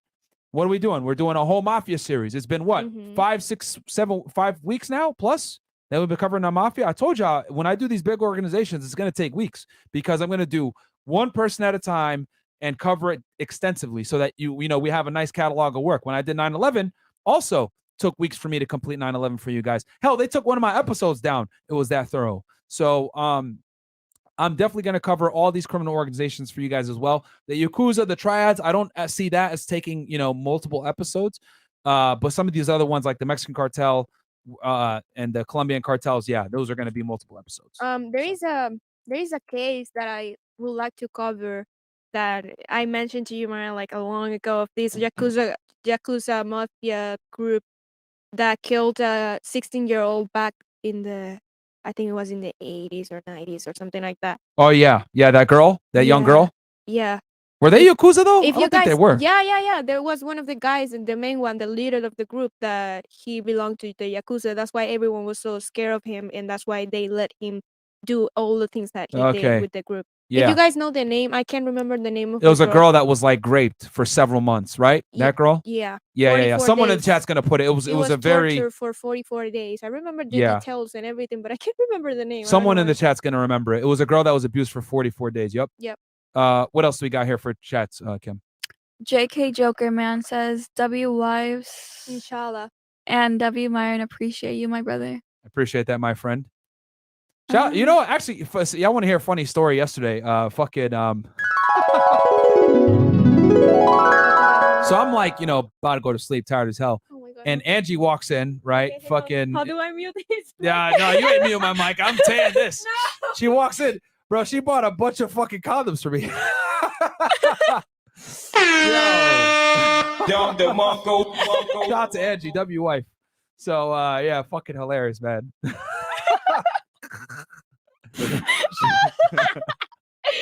I mean, I cannot mute mine because the button to mute him is all the way to Yeah, it's yeah, over you here, can't find it. and he doesn't know where to mute. No, I know where to mute him. I wanted to hear this. We She talked wants- about it last time at Target. We were like, should we get him some condoms? Yeah, we gotta keep this man out of the STD. Yeah, man. Shout out to the wives, man. Shout out to y'all, man. They helped me out a lot behind the scenes, man. So, what else do we got here? WA says, can you do Chicago Ripper Crew? They're a group of serial killers, cannibals, rapists, and necrophilias with 18 victims. Them boys were wilding. Okay, can you write that one down, Angie, please? Sure. Chicago Ripper Crew. That's a first. I've never heard of that. I think I've got it. You I do think have I've that got it, somewhere? Yeah. Okay. You got it? Yeah. Okay. Go ahead. 3 digital, what? Son of Sam, son of Ham, son of Jam. Throw all these terrorists in jail. Fuck them. Okay. Okay. Appreciate that. It's ridiculous. W. Stefan, my money is not a problem. I make 80K a year. Okay. Work till to 6 figs, my friend, and then get in shape. That's another big one. But work till 6. If you could make 80K a year, you can 100% make 100K. Stanton Scott, I don't live in a city. I live in a town. Think he was just replying to someone else's chat. Oh, okay. All right. World's coolest nerd, 2330. Okay. Appreciate I that. think he probably was like- for the other video, for the one you guys were Yeah. looking. Oh, okay, yeah. Oh, shout out to you, my friend. He Thank found it. All right, you. 2330. This is the David Berkowitz situation with the mafia. So Yeah, I got it. Okay. Junior Choi, could someone tell Fresh I like the video already? And then Junior Choi again, could someone tell Mo I like the video already? Okay. all right, and guys, do me a favor, like the video. We got I think 1K to 1100 you guys watching right now, so please like the video. Angie, you want to pull this up? 1200 1200 live. Okay, guys, like the video. Oh yeah, between Twitch and YouTube. And there is 1K people that have liked the video. Oh, okay, sweet. Thank you, guys. Oh shit, that's like 90% engagement right there. All right, let's go ahead and pull up this Michael Franzese interview of him talking about David Berkowitz. This is really interesting shit, guys. W Michael Franzese. I was Yeah. freaking out behind the scenes when he No, was we there. had connections basically right into the White House during that. We had a lot of political power at that point. And New York was a bad place. I got to be honest. Before Giuliani took over, They call it New the York- Fear City. Yes, Yeah. and it really was. But we weren't in fear. And no serial killers came into our neighborhoods, that's for sure. As a matter of fact, the son of Sam was rampant at that time. We were looking for him. There's one thing, Myron, we were very protective of our neighborhoods. There was no crime in our neighborhoods, Right. none whatsoever. And we were looking for him. I almost had him one night. We had a tip where he was, but we missed him, unfortunately. But we were on the lookout for him. Wow. But it was, and now. Because he was doing shootings in the Bronx and in Brooklyn. Yes, yes, So, and Queens. He was Okay, all over the boroughs. But the crazy thing now, he got life with triple. I don't know what he got, but he read a copy of my book, and a guy I know is writing a book about him. It's going to come out soon, and they asked me to write the introduction. Oh wow! To the book, the forward. So I wrote it. I almost got him too. Yeah. Does he know that you guys were looking for Yeah, him? yeah. He wanted to meet me. I can't get into the prison to see him. Yeah. But he's converted now. He's become a man of faith and all that. So Yeah. it's amazing story. But I was going to kill him one night. But he got off. He got off. He Yo, wouldn't double deserve like it. W Michael Franzese, bro. Oh man, because I mean, it makes sense because if you got a guy running around the streets, right, like killing people, well, it's bad for business. People aren't going to go out. They're not going to gamble. They're not going to spend money. And the mafia, right, had a lot of these industries, right, in their pocket. So if you got this dude running around having everybody terrified, right, yeah, bad for business, bro. We need to get rid of this guy. So that makes sense. That makes sense. That they would be involved in finding him. And by the way, we're going to go ahead and have Michael Franzese on Fed Reacts, by the way. Yes, we're going to sir. do an interview with him about the Colombo crime family. So that's going to be lit. We're going to get insights from him about Joe Colombo and that whole side and get a more detailed look. You know- Because as you guys know, Michael Franzese was a capo for the Colombo crime family. And was making $8 million a week, skimming gas pumps and not paying taxes, which is hilarious. So yeah, it's gonna be great. Finally, I'm gonna Angie will be able to ask. She had questions that she had, and we didn't get to ask because we had a short amount of time. When I got here that day, she goes, "I watched all your stuff," and she's like smiling, and that's all I heard. Yeah, she was mad. She sent me so Angie walks in and she sends me like a list of questions. I said like 20 questions. And I was like, bro, I don't got time to ask all these questions. I answered a good amount of them during the show. No, but when we bring it back, we'll ask those questions because Angie had all these like detailed questions that we didn't have time to get into. No. But all right, let's go back to hang on, hang on. What? Go ahead.